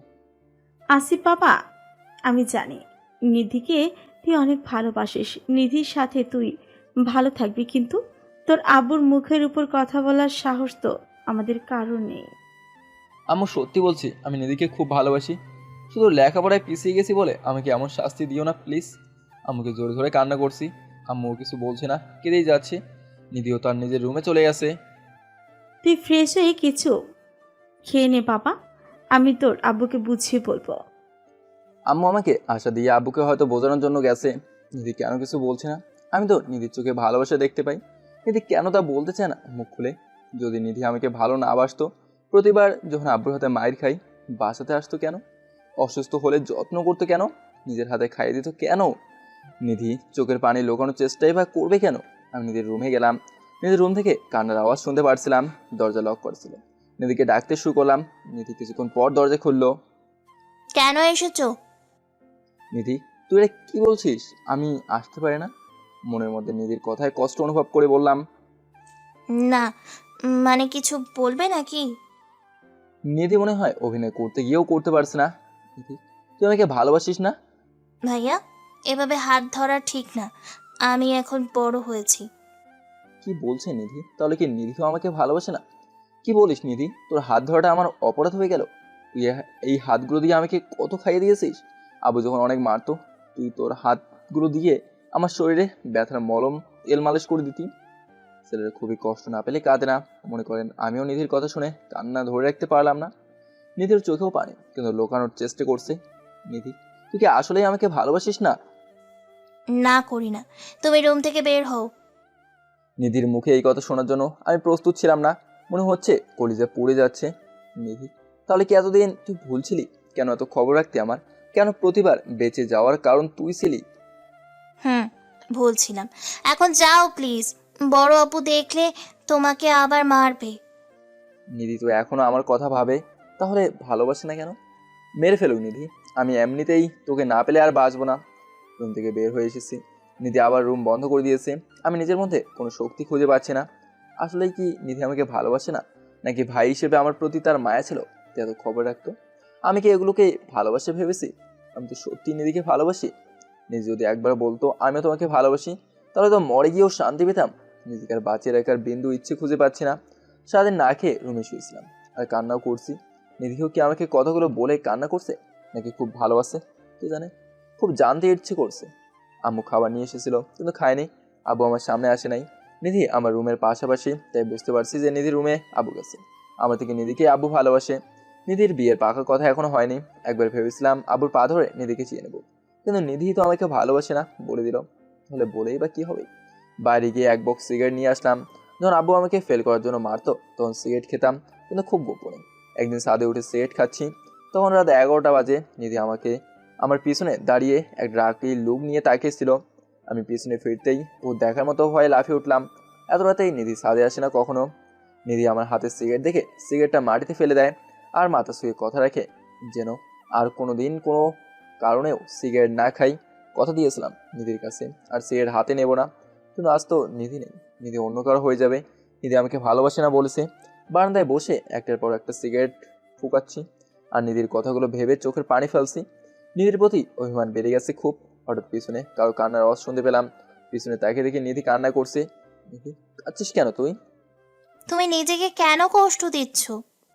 নিধি কান্না সরে বলল, নিজেকে কষ্ট দিচ্ছি না রে, নিজের কষ্টগুলো দূর করার চেষ্টা করছি। আবারও সিগারেট টানছি। তুমি না প্রমিস করেছিলে আর সিগারেট খাবে না? যার কাছে প্রমিস করেছিলাম সেই তো আমাকে ভালোবাসে না, আমাকে রুম থেকে বের করে দেয়। তার হাত ধরাটা অপরাধ মনে করে। নিধি হঠাৎ আমাকে জোরে ধরে বুকে মাথা মুখ গুজে কান্না করতে থাকে। নিধির এমন কাণ্ডে আমি অবাক। আমার টি শার্ট ভিজে গেছে নিধির চোখের পানিতে। নিধি আমাকে জোরে ধরিস না, তুই অনেক বড় হয়েছিস, অভিমান মাখা কণ্ঠে বললাম। ভাইয়া, আমি তোমাকে খুব ভালোবাসি, কিন্তু বড় আপুর মুখের ওপর কিছু বলতে পারবো না। তুমি নিজেকে এভাবে কষ্ট দিও না। তুমি আসার পর থেকে কিছু খাওনি, প্লিজ কিছু খেয়ে নাও। আমি তোমার কষ্ট সহ্য করতে পারছি না। নিধি এখনো জোরে ধরে কেঁদে কেঁদে বলে যাচ্ছে, আমি জানতাম নিধি তুই আমাকে খুব ভালোবাসিস। ওই সময় তোর কথাগুলো কেমন মিথ্যে মিথ্যে মনে হচ্ছিল। চল আব্বুর কাছে যাই, আমরা দুজনকে ভিক্ষা চেয়ে নেবো। নিধিকে টান দিলাম আব্বুর কাছে যাবার জন্য। না ভাইয়া, আমি পারবো না। বড় আব্বু আমাকে কসম দিয়েছে। নিধি আমাকে টেনে ধরলো। কি কসম করেছে? বলেছে আমি যদি তোমাকে ভালোবাসি তারপর যেন ভুলে যাই, কারণ ছেলে পক্ষকে কথা দিয়ে ফেলেছে যেন সম্মান না নষ্ট করি। আর যদি আমার মুখে তোমাকে ভালোবাসার কথা শুনে, তাহলে চিরদিনের জন্য বড় আব্বুর সাথে সম্পর্ক শেষ। নিধি কেঁদে কেঁদে বলছে, কি বলিস নিধি? আচ্ছা আমি একাই যাব। আব্বু খাবার টেবিলে বসে আছে, হয়তো নিধিকে আমাকে নিয়ে যাওয়ার জন্য পাঠিয়েছে। নিধি আমার পিছন পিছন আসছে, চোখে কান্নার ছাপ থাকলেও লুকিয়ে ফেলেছে পাক্কা অভিনেত্রীর মতো করে। আমি আব্বুর সামনে বসে পা ধরে আব্বুর কাছে নিধিকে চাইলাম। আব্বু রাগে আমাকে এক মাইল মারে মনে হয়, তারপর অস্বাদ মিটে নাই আব্বুর। আম্মুর নিধি চাচা ধরে রাখতে পারে নাই। আব্বু আবার বলেছে আমার মুখে যদি ভালোবাসার কথা শুনে তারা নাকি আব্বুর মরা মুখ দেখবো। এই কথা শোনার পর আমি স্তব্ধ হয়ে যাই। আব্বুর দিকে তাকিয়ে শুধু চোখের পানি ফেলছি। নিধি আম্মু চাচু চোখের পানি ফেলছে। আমি আর কিছু বললাম না, মুখের আওয়াজ বন্ধ করে দিলাম, কান্নার আওয়াজও করছি না। আম্মু আমাকে রুমে দিয়ে আসলো, খাবার এনেছিল, খাইনি। নিধি আসতে চেয়েছিল, আটকে দিয়েছে নিধিকে। আমি ঠিক করে ফেলেছি, আজ রাতেই মরে যাবো। বেঁচে থাকতে নিধিকে কারো হতে দেখতে পারবো না আব্বুর লাশ দেখতে। তাই মরে গিয়ে আব্বুর কথা রাখতে সাহায্য করব। আম্মু আবার আমার রুমে আসলো, এসে কান্নাকাটি শুরু করে দিছে। আম্মু তুমি কান্না করছো কেন? তোর আব্বুকে বোঝাতে গিয়েছিলাম, তোর আব্বু আমাকে মরা মুখ দেখার ভয় দেখিয়ে দিল, আর যেন এই কথা মুখে না আনি। আনবো না আম্মু, তুমিও আনবে না। আমরা আব্বুকে যে খুব ভালোবাসি নিজের জীবনের থেকেও। আম্মুকে জোরে ধরে কান্না করতে লাগলাম। আর হয়তো এভাবে জোরে ধরা হবে না। আসিফ বাবা, আমি তোর কষ্ট বুঝতে পারি, কারণ আমি যে মা, আমিও চাই নিধিকে সারা জীবন আমার কাছে রেখে দিতে। নিধির মতো ভালো মেয়ে আর হয় না। আম্মু আমাকে বলছে, আম্মু আমি নিধিকে ছাড়া বাঁচবো না। আমাকে জোরে ধরে কান্না করছি। আসিফ, তুই আমাকে কথা দে, তুই এই কষ্টের কারণে আত্মহত্যা করার চিন্তা করবি না। নিধির বিয়ে এখন হয়নি, আমি কিছু একটা করে ফেলব। আম্মু আমাকে মিথ্যে আশ্বাস দিচ্ছে, কারণ আম্মু তো আব্বুর মুখের উপর কিছু বলতে পারবে না। তবে নিধি যদি অন্য কোথাও বিয়ে হয়ে যায়, সেদিন আমি একটা কিছু করে ফেলবো। আম্মু চলে যাওয়ার আগে জোর করে আমাকে কিছু খাইয়ে গেছে। চোখ বন্ধ করে শুয়েছি। তখন রাত 12টা, ঘুম আসছিল না। নিধির সাথে কাটানোর সময়গুলো মনে পড়ছে খুব। মোবাইলের রিং হচ্ছে, মোবাইলের দিকে তাকিয়ে দেখে অনেকগুলো কল দিয়েছে নীলা আপু আর মাইশা। আমি প্রথমে নীলা আপুকে ফোন করলাম। কিরে আশিক, তখন থেকে কতগুলো ফোন করছি, রিসিভ করিসনি কেন? আপু বাসায় কাজ ছিল, নিধিকে দেখতে আসছিল তো এতক্ষণ কান্না করায় কণ্ঠে কান্নার ছাপ থেকেই আছে। ভাই কি হয়েছে বল, তোর কণ্ঠ কেমন যেন লাগছে। না আপু, কিছু হয়নি। ভাই তুই কাঁদছিস কেন, কি হয়েছে আমাকে বল প্লিজ। আপু নিধির বিয়ে ঠিক হয়ে গেছে। নিধি আমার সবসময় খবর রাখতো। নিধির সাথে কত খুনসুটির স্মৃতি খুব মনে পড়ছে, তাই খারাপ লাগছে। আপুকে মিথ্যে বললাম, আপুকে কখনো নিধির কথা বলিনি। মন খারাপ করিস না ভাই, ঠিক হয়ে যাবে। হুম। আচ্ছা রাখি, কালকে কথা হবে। আপুর সাথে কথা শেষ হতেই মাইশার ফোন। হ্যালো। হ্যালো, আমাকে না দিয়ে চলে গেলি কেন? মাইশা, নিধির বিয়ে ঠিক হয়ে গেছে। তাই নাকি? তোর সাথেই? আমি মাইশাকে সবকিছু খুলে বললাম। মাইশার কথাগুলো শুনে কেঁদে দিছে। মাইশা বলছে আব্বু কেন এমন করছে, যেখানে সবাই রাজি শুধু আব্বু ছাড়া। কি জবাব দিব আমি, রেখে দিলাম। মোবাইল বন্ধ হয়ে গেছে, মন ভালো না তাই চার্জ দেই না। সকালে কারো ডাকে ঘুম ভাঙলো, দেখি নীলা আপু মাইশা আমার রুমে। আমি থমকে দাঁড়াই, স্বপ্ন দেখছি না তো। আবু তুমি? আরে মাইশা তুই কখন আসলি? নিজি কথা বলিসনি কেন আমাকে? আর তোর ওপর দিয়ে এত কিছু হয়ে যাচ্ছে, আমাকে একবার বলতি। আপু বসো, মাইশা বস, আমি একটু ফ্রেশ হয়ে আসি। আমি ফ্রেশ হতে বাথরুমে চলে গেলাম, কারণ নীলাপুর কথার যে কোনো উত্তর আমার কাছে নেই। ফ্রেশ হয়ে আসা মাত্র নে এগুলো আগে খেয়ে নে। আপু খেতে ইচ্ছে করছে না। হ্যাঁ বলছি। আপুর কথায় নাস্তা করে নিয়েছি। আপু আমাকে আশ্বাস দিচ্ছে একটা কিছু করবে। মাইশা কিছু বলছে না, কি বলবে খুঁজে পাচ্ছে না হয়তো। কাল নিধির বিয়ে, আবুকে মামা বোঝাতে গিয়েও পারছে না। মামাকে যে কোনোভাবে আটকে দিয়েছে। আবু যা বলছে তাই হবে, শেষ কথা। কেউ কিছু করতে পারছে না। নীলা আপুর তো আব্বুর সামনে দাঁড়ানোর শক্তি নাই। রাত তখন 3:30। নিধির গায়ে হলুদের কাজ হয়তো এতক্ষণে শেষ হয়ে গেছে। নিধির চোখে পানি ছলছল করছে, কিন্তু মেকআপের ভয়ে হয়তো একটু মন খুলে কাঁদতে পারছে না। সারাক্ষণ মাইশা আমাকে ফলো করছিল, কিন্তু আমি এসব সহ্য করতে না পেরে বাসা থেকে বের হয়ে আসি। এখন আমি মদের রাস্তায় নেশা করছি।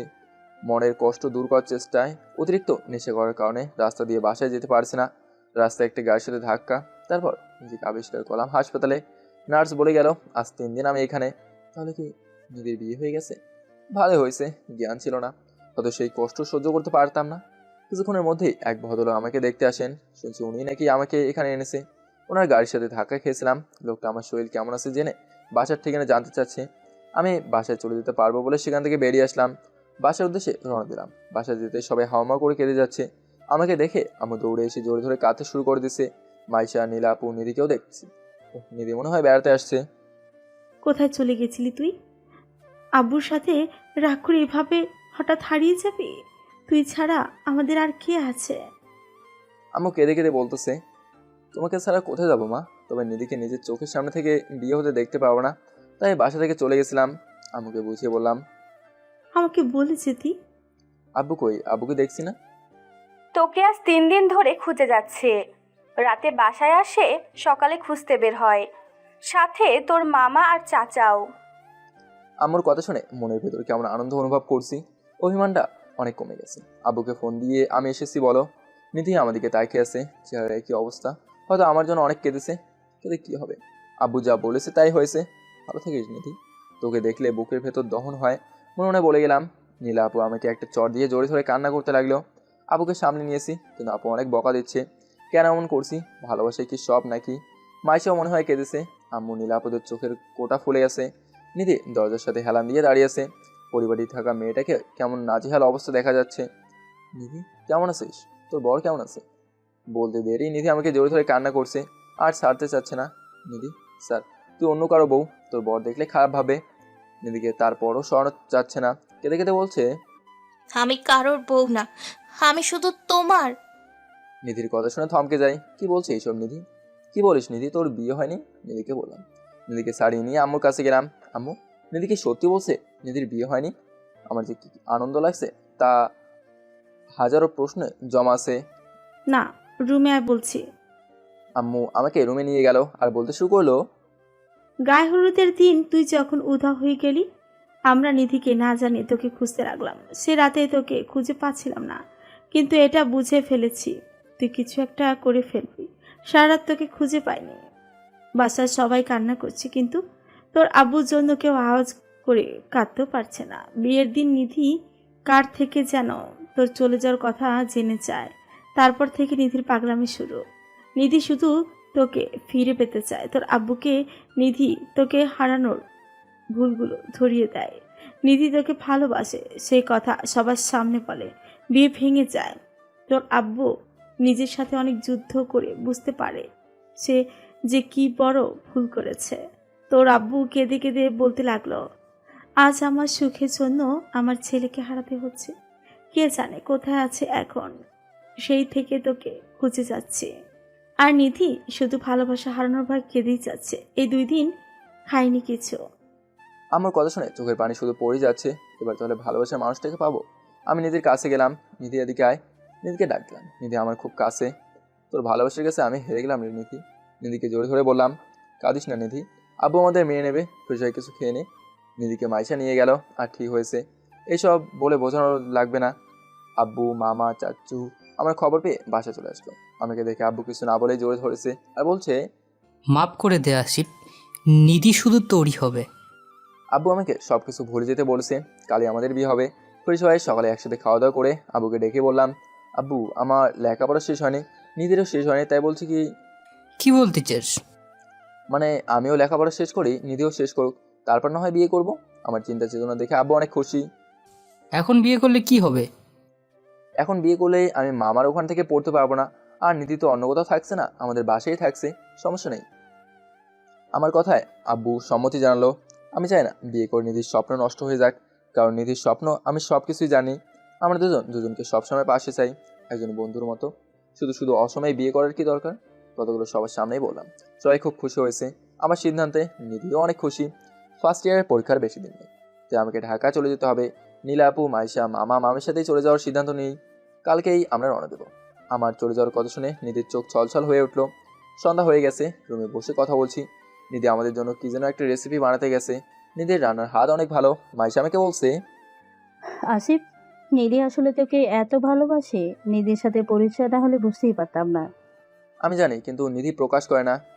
কাল তো আমরা চলে যাচ্ছি, নিধির কাছ থেকে ভালোভাবে বিদায় নিয়ে নিস। নেব। নিধি আমার জন্য নুডলস বানিয়ে নিয়ে এসেছে। আমরা খেয়ে সবাই নিধির প্রশংসা করছি। আর প্রিয় মানুষের থেকে প্রশংসা পেতে কার না ভালো লাগে। নিধি অনেক আনন্দ পাচ্ছে। নিধি, আমরা কিন্তু মাঝে মধ্যে আসিফের সাথে আসব তোমার হাতে রান্না খাবার জন্য। আচ্ছা আপু, ঠিক আছে। যে যার রুমে ঘুমোতে গেলাম। নিধি আর আমি পাশাপাশি বসে আছি। নিধি তার মাথা আমার কাঁধে রেখে চোখ বন্ধ করে আছে। মনে হচ্ছে যেন ঘুমন্ত পড়ি আমার কাঁধে শুয়ে আছে। নিধি, কালকে তো চলে যাব। ভুলে যেও না কিন্তু আমাকে। যখন ফ্রি হবা কল দিবা। নিধি কাঁধে মাথা রেখে 2 হাত দিয়ে জড়িয়ে ধরে, আচ্ছা যাবো না, তোর স্বপ্ন পূরণের পথেই থাকবি। তোমাকে খুব মনে পড়ছে আমার। তোমাকে শুধু মিস করি। আমিও, কারণ আমি তোকে জীবন দিয়ে ভালোবাসি। নিধি চল ছাদে যাই, দেখ চাঁদটা আজ পূর্ণতা পেয়েছে। আমাদের ভালোবাসার মতো করে। নিধি আর আমি ছাদের এক কোণে বসে আছি। নিধি আমার খুব কাছে, চাঁদের আলোয় নিধিকে খুব মায়াবী লাগছে। নিধি আমাকে জড়িয়ে আছে। নিধির কপালে হালকা একটা পরশ দিয়ে বসে বসে ভবিষ্যৎ প্ল্যান করছি। কখন যে ঘুমিয়ে গেছি খেয়াল করিনি। দিনের আলো ফুটতে শুরু করে দিছে। নিধি এখনো ঘুমিয়ে আছে আমার বুকে মাথা রেখে। নিধি ওঠ। আর একটু থাকি। নিধি চোখ বন্ধ করে বলল, বাসার সবাই দেখছে তুই আমার বুকে। কই? নিধি লাফিয়ে উঠে দেখে কেউ নাই। আমি হাসি নিধির ভয় আর লজ্জা দেখে। তুমি আমাকে ভয় দেখালে কেন? তুমি তো শুধুই আমার, অন্যরা দেখলে কি হয়েছে? তাই তাহলে এদিকে আসো। নিধি হাসতে হাসতে নিজের রুমে চলে গেল। আমিও রুমে এসে ঘুমিয়ে আছি। কিছুক্ষণ পর মাইশার ডাক। আসিফ, দেরি হয়ে যাচ্ছে, বাস মিস করবো। যা আসছি। আসিফ, কালরাতে কি হয়েছে সব দেখেছি আমি। কি দেখেছিস? ভয় ভয় বললাম। আরে ভয় পাচ্ছি কেন, জড়িয়ে ঘুমিয়েছি আর তো কিছু হয়নি। কি দেখেছিস তুই? তোদের রোমান্স। ভালো করছিস, এখন যা ভাগ। মাসিকে পাঠিয়ে ফ্রেশ হয়ে খাওয়া দাওয়া করে ঢাকার উদ্দেশ্যে রেডি হচ্ছি। আব্বু আম্মুর কাছ থেকে বিদায় নিয়ে নিধির কাছে গেলাম। নিধির চোখে পানি, হয়তো চেয়েছে আপন করে পেতে, কিন্তু কি করব। এতে করে তো তার স্বপ্ন হাতছানি দিয়ে হারিয়ে যেতে পারে আমার স্বপ্নগুলো। তাই তো দুজনের থেকে অনেক দূরে থাকতে হবে। নীতি, নিজের খেয়াল রাখিস। আমি বাসায় গিয়ে ফোন দেবো। তুমিও রেখো। তারপর চলে আসলাম ঢাকা। রুমে এসে ক্লান্ত লাগছিল, তাই দিলাম এক ঘুম। উঠলাম বিকেল 4টায় মাইশার ডাকে। মাইশা আমার বেস্ট ফ্রেন্ড। আমার সবকিছু এখন মাইশাকেই শেয়ার করি। মাইশা আমাকে তার জীবনের গল্পটা শেয়ার করছে। মাইশার জীবনের গল্পটা যখন শুনি তখন আমার চোখ দিয়ে পানি চলে আসছিল। আপনি শুনবেন মাইশার জীবনের গল্প? আসিফু, তিথি সাদিয়া এসেছে। রুমে আসতে বল। যা। আমরা তো রুমেই। উঠ। কে, তোদের কি অবস্থা? ভালো। তোর এই অবস্থা কেন? কেন, তোরা জানোস না মাইশা তো তোদের কিছু বলে নাই? না, মায়ের সাথে বলো তোর চাচাতো বোনের বিয়ে, তাই নাকি নীলা আপুর সাথে তোদের ওখানে যাবে। বিয়ে ছিল, কিন্তু আমার কারণে হয়নি। কেন? তুই আবার কি প্যাচ লাগাইছ? তাহলে শোন, সব কথা খুলে বললাম। এতে কিছু হয়ে গেল আমাদের জানাসনি? কাউকেই জানায়নি। নীলাপু আর মাইশা যাওয়ার পর শুনেছে। আচ্ছা চল এখন। কোথায়? ফুচকা খেতে যাব, আর সব খরচ আমার। কি তুই?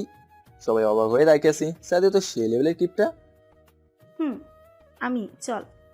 আচ্ছা তোরা দাঁড়া, আমি চেঞ্জ করে আসছি। বাথরুম থেকে চেঞ্জ করে আসলাম। বাসা থেকে বেরিয়ে হাঁটাতে হলাম। অনেকদিন পর মনটা ফ্রেশ লাগছে। কি যে ডিপ্রেশনে ছিলাম। সাদিয়া তিথি অনেক দুষ্টু, সবসময় খোঁচা দিয়ে কথা বলে। ফুচকার দোকানে কাছে এসে দেখি সাদিয়ার বয়ফ্রেন্ড বসা। তাহলে এই পোলার টাকা হাতানোর জন্যই আসছে। হাই সাইফুল, সরি দেরি হয়ে গেল। না ঠিক আছে। বেচারা হয়তো ভেবেছিল সাদিয়ার সাথে একান্তই সময় কাটাবে, কিন্তু দল নিয়ে আসছে সাদিয়া। দুলা ভাই কেমন আছেন? সাদিয়ার বপ নতুন ব্যবসা দিছে, রেস্তোরাঁ। ভালো, বসো। একে একে তিথি মাইশার কথা বলে ফুচকার অর্ডার করলো। সাদিয়াকে সাইফুল ইশারায় ডাকছে, কিন্তু সাদিয়ার কোনো রিয়েকশন নাই। বেচারা মন খারাপ করে রেখেছে। আমরা নিজেরা মজা করেই যাচ্ছি। সন্ধ্যা হয়ে গেছে। নীলাপুর ফোন না গেলে খবর আছে। আমি মাইশা চলে আসলাম। এভাবে মজা করে আনন্দে কাটছে জীবন। কলেজ মাথিয়ে রাখি আমরা 4জন। কেউ কিছু বলার সাহস নাই। সেকেন্ড ইয়ার আমরা। মাইশার বিয়ে দেখছে মাইশার আব্বু, কিন্তু মাইশা বিয়ে করবে না। কি করবে আমার কাছে বুদ্ধি চাইছে। যেভাবে হোক বিয়ে ভাঙতে হবে। আমি কিছু বলতে পারি নাই। কিছুক্ষণ আগে মাইশা আমাকে তাদের বাসায় যেতে বলছে। বাসায় যাওয়ার পর পড়লাম এক চরম বিপদে। মাইশা বিয়ে ভাঙার জন্য আমার সাথে রিলেশন আছে বলে দিছে। আসিফ, আমরা তো জানতাম তোমরা খুব ভালো বন্ধু। জি আঙ্কেল, আমিও তাই জানতাম। ভয় পেও না, তুমি তো ভালো ছেলে। তোমার আব্বুর সাথে আমি কথা বলতে চাই। আমি মাইশার দিকে রাগ নিয়ে তাকাইছি। মাইশা আমাকে কিছু একটা করতে বলতেছে। আঙ্কেল, মোবাইলটা বাসায় রেখে আসছি। সমস্যা নাই, মাইশার কাছে দিয়ে দিও। আঙ্কেল উঠে চলে গেছে নিজ রুমে। আমি সোজা গিয়ে মাইশাকে বললাম, আমি পারবো না, আমি সব বলে দেবো। নিজে শুনলে কষ্ট পাবে। তোর কিছু করতে হবে না, আমি নিজেই করব। মাইশা, এটা কি হলো? আমি পারবো না তোকে বিয়ে করতে। তোকে বিয়ে করতে পেরেছি কে? তাহলে আঙ্কেলকে আমাকে বিয়ে করবি বললি কেন? আমাদের নাকি প্রেমের সম্পর্ক? আরে বোকা, আব্বু আমার জন্য ছেলে দেখছে। বিয়েটা আটকানোর জন্য অভিনয় করছি। তুই শুধু আমাকে সাহায্য কর। নিধি শুনলে কি হবে? কে কিছু জানতে পারবে না। এখন নীলাপুর কাছে চল।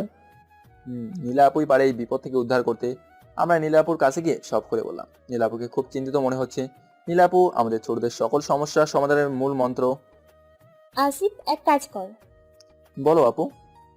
তুই মায়েশার আব্বুকে আমার আব্বুর নাম্বার দিয়ে দে। আমি আব্বুকে কি করতে হবে বলে রাখবো।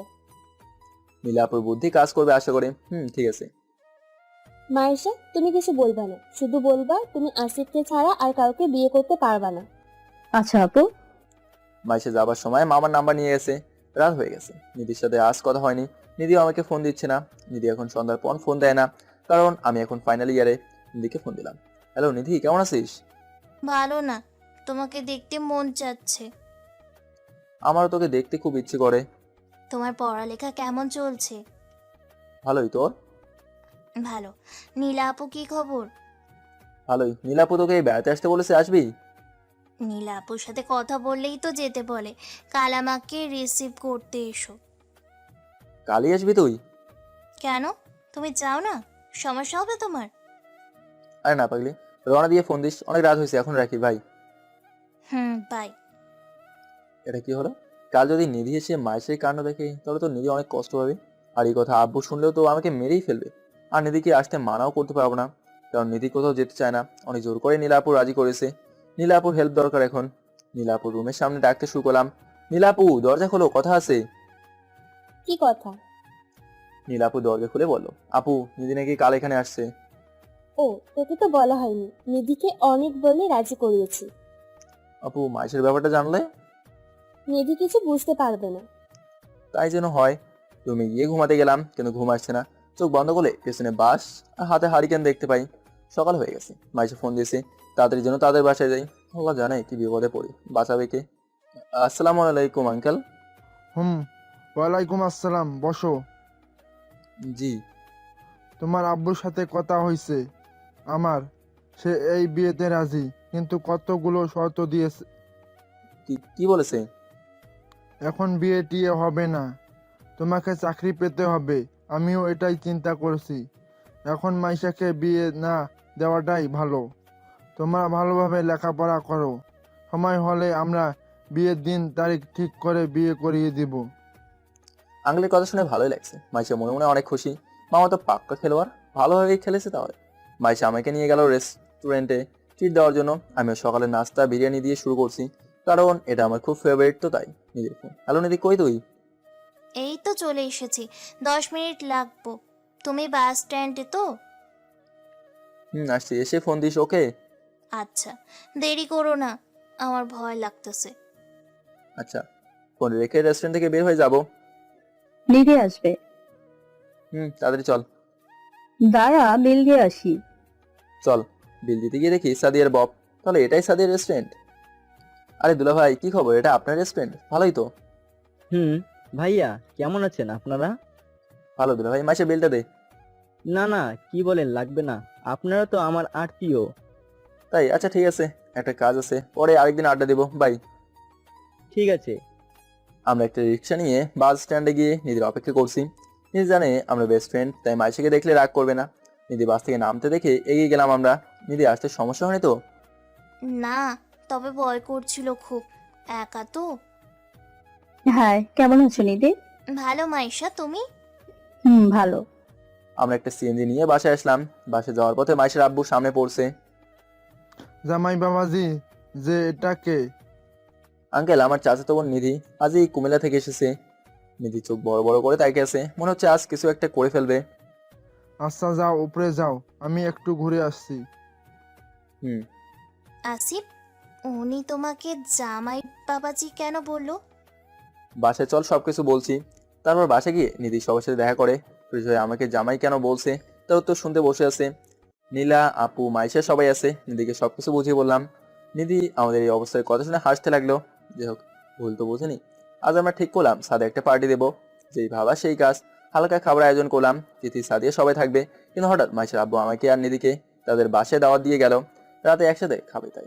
নিধিকে যেহেতু আগে থেকে সবকিছু বলে রাখছি, সো এখন অভিনয়টা ঠিকঠাক ভাবে করতেই হলো। সন্ধ্যায় মাসিদের ওখানে খেতে গেলাম। আঙ্কেলকে সালাম জানিয়ে খাওয়ার জন্য প্রিপারেশন নিচ্ছি, কিন্তু আঙ্কেল নিধিকে উল্টাপাল্টা প্রশ্ন শুরু করে দিচ্ছে। নিধি, তুমি জানো তো মাইশার সাথে যে আসিফের বিয়ে ঠিক হয়ে আছে? জি, আজই জানলাম। আমার মনে হয় বাসায় কেউ জানে না। জানে তো, আসিফের আব্বুর সাথে কথা হয়েছে। ও আচ্ছা, কবে বিয়ে ঠিক হয়েছে আঙ্কেল? নিধিও বাড়িয়ে বলছে। এই তো পরীক্ষার পর। ভালো। এদিক দিয়ে তিথি ফোন দিচ্ছে সাদে যাওয়ার জন্য। আঙ্কেলের কাছে বিদায় নিয়ে সাদে চলে গেলাম। তারপর নিধিকে সবার সাথে পরিচয় করে দিলাম। সবাই অনেক খুশি আমার ভালোবাসার মানুষকে দেখতে পেয়ে, যার জন্য আমি মরেই যেতাম, যার বিয়ে আটকিয়ে অন্য কারো হতে দেয়নি। কিছুদিন ঘোরাঘুরির আর মজা করে মাইশা আজ চলে গেছে। মনটা খারাপ হয়ে আছে। আমি বাড়িতে যাবো 10 দিন পরে। নিধিকে অনুরোধ করে বলে দিছি যেন বাসায় আমার আর মাইশের প্যাচগুলো বাসায় না জানায়। দুপুরের দিকে খুব বমি বমি ভাব হচ্ছিল। বাথরুমে গিয়ে বমি করলাম, মুখ ভর্তি রক্ত। খুব ভয় পেয়ে যাই, কাউকে কিছু না জানিয়ে হাসপাতালে চলে যাই। ডাক্তার আমাকে পরীক্ষা করে এমন কিছু বললো যা শোনার জন্য আমি প্রস্তুত ছিলাম না। বস থেকে দাঁড়াতে পারছি না, চারিদিকে যেন অন্ধকার হয়ে আসছে। মাইশা আমাকে ফোন দিয়ে যাচ্ছে। হ্যালো মাইশা, বল। কই তুই? বাসায় নেই, কখন থেকে ফোন দিচ্ছি। কেন, কি হয়েছে? রাফি ফোন করেছে? ফোন করলে কথা বল। বলছি তো, রাফি আবার আমাকে ফিরে পেতে চায়। এত বছর পরও তুই ফিরে যাবি? আমি হাসপাতাল থেকে বের হচ্ছি আর হাঁটছি। দেখা করতে বলছে, চল যাই। আমি একটা কাজে আছি, তুই যা। আমি ফোনটা রেখে দেই। রাফি হলো মাইশার খালাতো ভাই।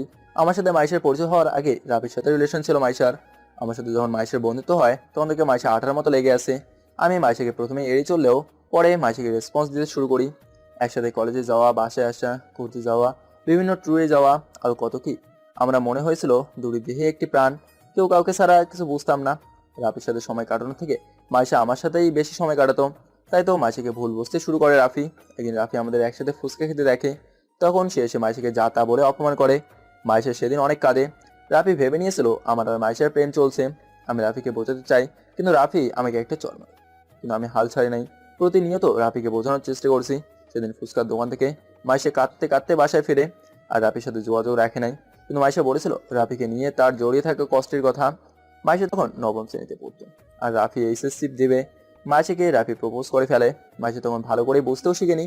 মাইশা রাফিকে অনেক ভালো লাগতো, স্মার্ট ভদ্র ছেলে রাফি। 1 বছর তাদের প্রেম ভালোই চলে যায়। রাফিও সেই পরীক্ষায় ফেল করে বসে। রাফির বাসায় চলে বিশ্বযুদ্ধ। রাফির মা ছিল অনেক রাগী। যেভাবেই মাইশার সাথে রাফির সম্পর্ক জেনে যায় মাইশার বড় খালা। রাফি ছিল অনেক বড়লোক বাপের ছেলে, মাইশাদের থেকে অনেক গুণ। রাফির মা ব্যাপারটা জেনে রাফির ফেল হওয়ার পেছনে মাইশাকে দোষারোপ করতে থাকে। সোজা চলে আসে মাইশাদের বাসায়। মাইশার আব্বু রাফির মাকে অনেক সম্মান করে, বড় বোন বলে কথা। রাফির মা এসে মাইশার আব্বুকে নানাভাবে অপমান করে। মেয়েকে নিয়ে সম্পদ হাতানোর কথাও বলে রাফির মা। মাইশাকে তো বাজে বাজে মেয়েও বলে, এই মেয়ে সেই মেয়েও বলে যায়। সেদিন থেকে মাইশার বাবা ও তার খালার সম্পর্ক শেষ হয়ে যায়। মাইশাকে মাইশার আব্বু অনেক মারে, যাতে কোনোদিন গায়ে হাত তুলতে দেয় নাই। সে মাইশাকে অনেক মেরে নিজে অপমান ডাকতে চেয়েছে। মাইশা সেদিন অনেক কাঁদে। মাইশা এত কিছু বুঝতো না, শুধু মাঝে মাঝে ফোনে কথা হতো আর রাতে মেসেজ। মাইশা সিদ্ধান্ত নেয় যে সে আত্মহত্যা করবে, কিন্তু নীলা আপুর জন্য সেটা করতে পারে নাই। ডিপ্রেশনে ছিল মাইশা অনেকদিন। তবে রাফি সবসময় মাইশার খবর রাখতো। মাইশা প্রথমে যোগাযোগ রাখতে চায়নি, তবে রাফি মাপ চায় তার আম্মুর ব্যবহারের জন্য। এরপর থেকে তাদের কথা হতো খুব গোপনে, তবে দেখা করেনি একান্তভাবে। মাঝে মাঝে মাইশার স্কুলের সামনে দাঁড়িয়ে থাকতো রাফি, কথা হতো কিছু। মাইশা যখন কলেজে ওঠে তখন আমার সাথে পড়ছে। মাইশার আর কোনো ছেলে ফ্রেন্ড নাই আমি ছাড়া। মাইশা সবকিছু শেয়ার করেছিল, শুধু রাফির সাথে সম্পর্ক হওয়া ছাড়া। আমি রাফিকে চিনতাম না। সেদিন যখন মাইশার সাথে ফুচকা খেতে যাই, সেদিন সবকিছু জানতে পারলাম। মাইশাকে ভুল বুঝে রাফি ব্রেকআপ করে নেয়, আর কয়েকদিন বাজে কথা বলে। আমি রাফিকে অনেক বুঝিয়ে আসল সত্যটা বলি। রাফি হয়তো আজ তার ভুল বুঝতে পেরেছে, তাই দেখা করতে চায়। মাইশা আমাকে যেতে বললেও আমার তো মরণ বেদি ধরেছে। বিকেলের দিকে কাউকে কিছু না জানিয়ে অন্ধকার রুমে শুয়ে আসি, আর নিজেকে প্রশ্ন করছি আর কয়েকদিন হয়তো যে কোনো সময় এই অন্ধকারকে আপন করে নিতে হবে। আর আম্মু, আব্বু, নিধি, মাইশা, নীলা আপু, মামা, সবার ভালোবাসা খুব মনে পড়ছে। তাদেরকে কিভাবে জানাবো আমার ব্লাড ক্যান্সার? অন্ধকারকে খুব আপন মনে হচ্ছে। খুব ডিপ্রেশনে চলে যাই। কিভাবে বলবো নিধিকে যে আমাকে এত ভালোবাসে? নিধি কি খুব সহজে মেনে নিতে পারবে আমার আম্মু মেনে নিতে? তাহলে কি আমি এটা গোপন রাখবো? ঠিক করলাম বিষয়টা গোপন রাখবো, কাউকে কিছু বুঝতে দেবো না। সেদিন বাসা থেকে বের হয় নাই, কোনো কিছুতে মন বসে না। নীলা আপু, মাইশা আমাকে জিজ্ঞেস করে কি হয়েছে, আমি কিছু হয়নি বলে গেছি। বাসা থেকে 2 দিন বের হয়নি। আমার এমন পরিবর্তন প্রায় সবার চোখে পড়ছে। মাইশা আমাকে জোর করে ছাদে নিয়ে গেছে। নীলা আপু আমার মন ভালো করার জন্য মজার মজার কথা বলছে। ছাদে গিয়ে এক কোণে বসে আছে। এই 2 দিন ভালোভাবে খাওয়া দাওয়া করি নাই। মাইশা আমাকে তার মাথায় হাত রেখে কসম কাটিয়ে বলছে কি হয়েছে আমার। আসিফ, কি হয়েছে আমাকে বল প্লিজ। কিছু না, এমনি মন খারাপ। আমার মাথা ছুঁয়ে বল কি হয়েছে। কিছু এই কি হয়েছে তোর?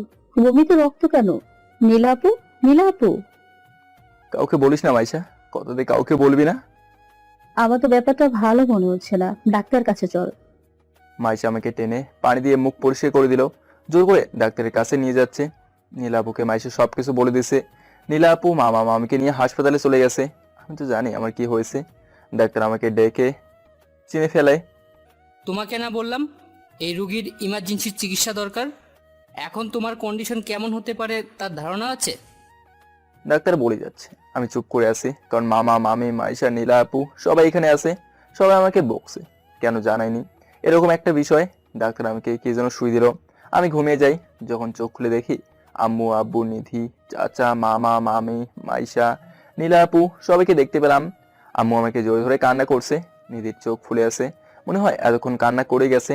আম্মু আমাকে বকা দিচ্ছে, বলছে কেন জানায়নি, যদি আমার কিছু হয়ে যেত। ডাক্তার এসে বলে গেছে চিন্তার কোনো কারণ নেই, এটা প্রাথমিক পর্যায় ছিল, এটি এমনিতেই সেরে যাবে, মেডিসিন লিখে দিচ্ছি। শুনছি 3 দিন পর নাকি আমার জ্ঞান ফিরছে। তাহলে 3 দিন কি হয়েছিল আমার সাথে? প্রশ্ন থেকেই যায়। আমাকে শুধু আমাদের বাসায় নিয়ে আসা হয়। আমার মনে হয় অপারেশন হয়েছে। বুকের কাছে কাটা দেখা যাচ্ছে। নিধি আমাকে সেবা যত্ন করে ভালো করে তুলেছে। মাইশা, তিথি আপু আমাকে মাঝে মাঝে দেখতে আসতো। আমার এইচএসসি ফাইনাল পরীক্ষা আর মাত্র 23 দিন। আমি তো এখন প্রায় সুস্থ। আমি আবার ঢাকা যেতে হবে, সেখানে আমাকে অসুবিধা হবে না। নীলা আপু, মাইশা তো আছেই। বাসা থেকে বিদায় নিয়ে চলে আসলাম ঢাকায়। আমাকে দেখার জন্য অনেক বন্ধু বান্ধবী আসছে। কাল থেকে কলেজ যাব, কোচিং করতে হবে এই কয়েকদিন, না হলে সমস্যায় পড়ে যাব। এদিক দিয়ে নীলাপুর বিয়ের কথা চলছে, মনে অনেক আনন্দ লাগছে। নীলাপুর বিয়ে তো অনেক মজা করব, কিন্তু বিয়ে নিয়ে চলছে সঞ্চয়। বিয়ে হবে কি হবে না তেমনই চলছে আমাদের পরীক্ষা নিয়েও। কারণ বর্তমান পরিস্থিতির কথা সবাই জানেন, একটা ভাইরাস থমকে দিয়েছে পুরো দুনিয়াটা। সেই ভাইরাস চলে এসেছে আমাদের দেশেও, এখনো মহামারী আকার ধারণ করেনি। যে কোনো সময় দেশ লকডাউন করে দিতে পারে। তবে সামাজিক দূরত্ব বজায় রেখে চলার আহ্বান জানাচ্ছেন। বিয়ে টিয়ে বন্ধ করে দেওয়া রেখেছে, কিন্তু ছেলে যাচ্ছে বিয়ে ঘরোয়াভাবেই হবে। মামাও রাজি, তাই বিয়েটা ঘরোয়াভাবেই হওয়ার সিদ্ধান্ত নেওয়া হলো। পরীক্ষার আছে 5 দিন। শিক্ষামন্ত্রী বলেছে আপাতত পরীক্ষা স্থগিত। আপুর বিয়ে আজ হয়ে যাবে। ছেলের পরিবার মামার পরিবারের অনেকেই ভালো সম্পর্ক। তেমনি নীলা আপু ছেলের সম্পর্কে বোনতে শুনছি ওদের রিলেশন আছে। যেভাবেই হোক খুব গোপনে বিয়েটা হয়ে গেছে। আপুকে বিদায় নিতে গিয়ে হাউমাউ করে কেঁদে দিল, কারণ নীলা আপু আমাকে নিজের ভাইয়ের মতো আদর করে ও ভালোবাসা দিয়েছে। আপুর অভাব পূরণ করছে, সব বিপদে পাশে থেকেছে। আপুকে জোর ধরে কান্না করছিলাম, আপুও কান্না করছে। আপু আমাকে আদর করে, নিজের খেয়াল রাখতে বলে চলে যায়। আমি ছাদে বসে কাঁদছি, আপুর কথা খুব মনে পড়ছে। এভাবে প্রতিটা মেয়েকে তাদের নিজের পরিচিত ঘর ছেড়ে অন্যের ঘরে যেতে হয়। কত কষ্ট তাদের মনে, তারপরও সংসার টিকিয়ে রাখার যুদ্ধ। আবার যখন ছোটখাটো বিষয় নিয়ে শাশুড়ি ননদ দেবর কথা শোনায়, সেগুলো হয়তো কলিজা ছিঁড়ে যায়। কারণ প্রত্যেকটা মেয়েই তার বাবা মার কাছে রাজকন্যা। আমাদের ছেলেদের কি করা উচিত? মেয়েদের এই ত্যাগগুলোকে ভালোবাসে ভুলিয়ে দেওয়া। মানুষ মাত্রই ভুল, সেই ভুলগুলোকে পিছন থেকে নয় সামনে থেকে শুধরিয়ে দেওয়া। চাঁদের এক কোণে কান্না করছিলাম, মাইশের পেছন থেকে এসে বলছে, কান্না করছিস? মাইশার কণ্ঠটাও ভাল ভাল লাগছে। মাইশা আপুর কথা খুব মনে পড়ছে রে। মাইশার দিকে তাকিয়ে দেখি মাইশার চোখেও পানি। আসলে নীলা আপু আমাদের সকল বিপদে আগলে রেখেছে, এগিয়ে এসেছে, আমার আপুর অভাব পূরণ করেছে। আপুর জন্য আমার মন কেমন করছে। মাইশা চোখ মুছতে মুছতে বলল, এখন আর আপু আগের মতো আমাদের খবর রাখতে পারবে না। আপন মানুষগুলো পর হয়ে যাবে, ভাবতেই বুকটা কেঁপে ওঠে। সব মেয়েরই একদিন বাবার কোল ছেড়ে পরকে আপন করতে হয়। মাইশা অন্যমনস্ক হয়ে বলল, মোবাইল আছে। নীলা আপুর ফোন দেখে অবাক হয়ে গেলাম, ভিডিও কল করছে। হ্যালো আপু। কিরে আসি, কি করিস? শুনলাম আমি চলে আসার পর নাকি অনেক কান্না করছিস। নীলা আপু সাজানো রুম থেকে বলছে, আপুর চোখগুলো ফুলে আছে। কে বলেছে আপু? আমি মাইশের সাথে সাদে এসে কথা বলছি, কিন্তু আপুকে দেখে চোখের পানি লুকাতে পারলাম না। এই কাঁদবি না, আমি কালকেই চলে আসবো। দুলা ভাই কই? এখানেই আছে, দেই কথা বল। হাই দুলা ভাই, কেমন আছেন? ভালো, তোমরা কেমন আছো? শুনলাম আপুর জন্য নাকি কান্না করছো। আপুকে খুব ভালোবাসি, আপুকে কষ্ট দিবেন না প্লিজ। ঠিক আছে, তোমরা কেঁদো না, খালি দেখা হবে তোমাদের সাথে। আচ্ছা আপু, রেখে দেই, কাল কথা হবে। আমি আর মাইশা অনেক রাত হওয়াতে বাসায় চলে আসলাম। আমাদের বলা হয়নি মাইশের সাথে রাফির রিলেশনটা আবার জোড়া লেগেছে। কিন্তু মাইশের শর্ত ছিল আমার সাথে সারা জীবন সম্পর্ক রেখে যাবে, কোনো বাধা দিতে পারবে না। ঘুম থেকে উঠতে অনেক দেরি হয়ে গেছে, নীলাপুকে আনতে যেতে হবে। আপুর শ্বশুরবাড়ি তেমন দূরে না, কাছেই, যেতে 10 মিনিট লাগবে। মামা আমাকে ডেকে দিলেন, মাইশা রেডি হয়ে গেছে, আমাকে রেডি হতে বললেন। ঘুম থেকে উঠে ফ্রেশ হয়ে হালকা নাস্তা করে মাইশাকে ডেকে আনতে গেলাম। আরেকটা কথা বলাই হয়নি, মাইশার আব্বু কিন্তু আমাদের পুরো এলাকার পরিচয় করিয়ে দিয়েছে। আমি মাইশাকে বিয়ে করছি, এলাকার লোকজন আমাকে জামাই জামাই বলেই ডাকে। মাইশা আমি একসাথে গেলে তো অনেক পিছিয়ে এসে বলবে, আপু এটাই কি দুলা ভাই? আমি পড়ছি পাক্কা মাইনকে চিপায়। রাফি এই নিয়েও অনেক রাগারাগি করছে, কিন্তু এখন সবকিছু ভালোভাবেই জেনে গেছে, তাই আর কিছু বলে না। তবে মাইশার আব্বু মাইশা আর রাফির সম্পর্কের কথা জানে না। মাইশা রাফিকে এক করা একটা বড় চ্যালেঞ্জ হয়ে দাঁড়াবে।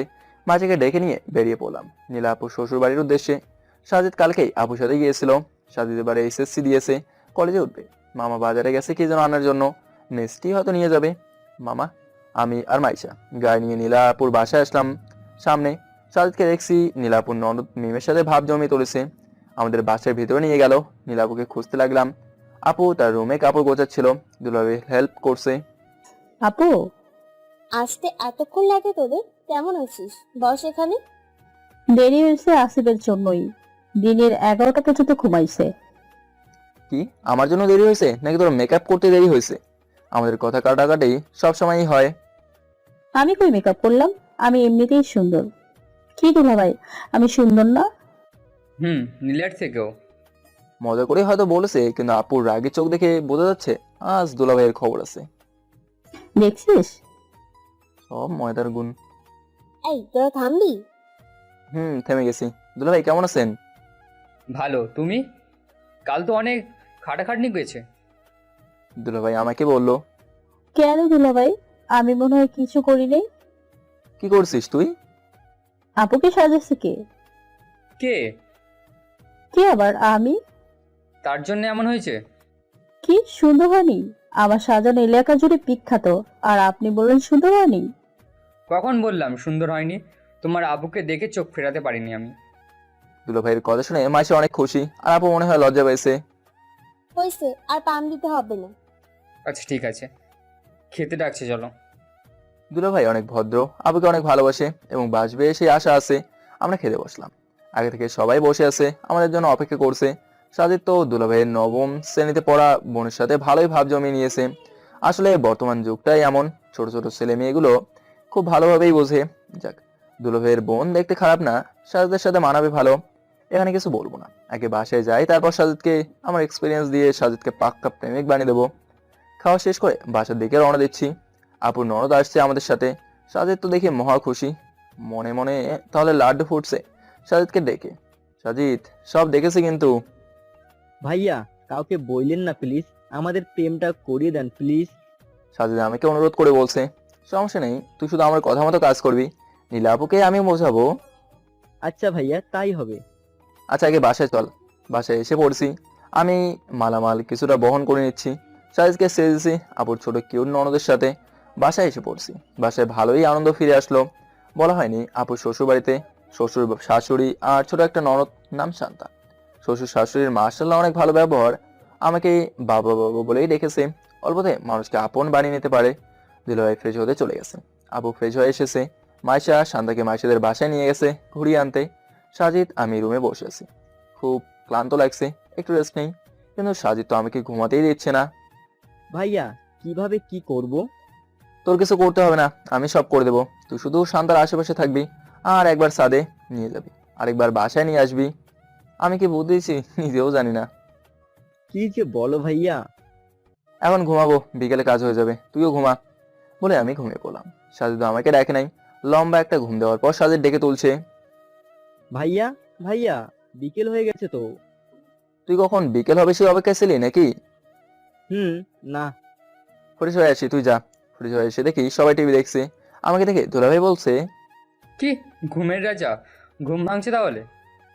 দুলাভাইয়ের কথা শুনে মাইশা বলে উঠলো, বললাম না আসিফ শুধু ঘুমায়। মাইশা লেগে থাকে সব সময়, ভালো করছি। মায়েশা চুপ করো তো, আশিফ একটু বেশি ঘুমায়, তাই বলে এত কথা বলতে হয় না। নীলা আপু আমাকে বুঝে ভালো। তারপর বাসায় বসে অনেকক্ষণ কথা বলে ছাদে যাব ঠিক করলাম। বাইরে যাওয়ার নিষেধ এখন। আপু দুলাভাই শান্তা মাইশা আমাদের আগেই চলে গেছে। আমি সাজিদ ইচ্ছে করে দেরি করলাম। কি করে শান্তাকে পটানো যায় সাজিদের জন্য। সাথে যাওয়ার আগে নিচ থেকে সবার জন্য আইসক্রিম নিয়ে গেলাম। এখন এসব খাওয়া ঠিক না, তারপরও যে গরম পড়ছে সবাইকে আমি দিচ্ছি, আর সাজিদকে পাঠালাম শান্তাকে দেওয়ার জন্য। মাইশা কিছুটা বুঝতে পারছে। কিরে, কি প্ল্যানিং চলছে? তোকে বলতে পারি যদি তুই হেল্প করিস। বলবো, বল। শান্তার প্রেমে সাজিদ হাবুডুবু খাচ্ছে। ও আচ্ছা, আমি আগে থেকেই ধারণা করেছি। তো দরকার পড়লে হেল্প করিস। আচ্ছা। আপু তোমরা কথা বলো, আমরা ওদিকে যাচ্ছি। আমরা সাথে আরেক পাশে যাব, শান্তা মাইশের সাথে। শান্তা এদিকে আসো। আমরা এক জায়গায় বসলাম। বিকেলে অনেক সুন্দর লাগছে। কেমন লাগছে শান্তা? জি ভাইয়া, ভালো। আমার সাথে বিয়ের দিনই অনেক ফ্রি হয়ে গেছে। তো শান্তা, কোনো বপঠপ আছে? না ভাইয়া, আর এইসব ভাইয়া শুনলে মেরে ফেলবে আমাকে। ভালো, এইসব না করাই ভালো। আচ্ছা ভাইয়া, আমাদের প্রেমের কাহিনীটা বলো শুনি। আমাদের প্রেমের কাহিনী কার সাথে? আমি ঠিক বুঝতে পারছি না কার কাছ থেকে শুনলো।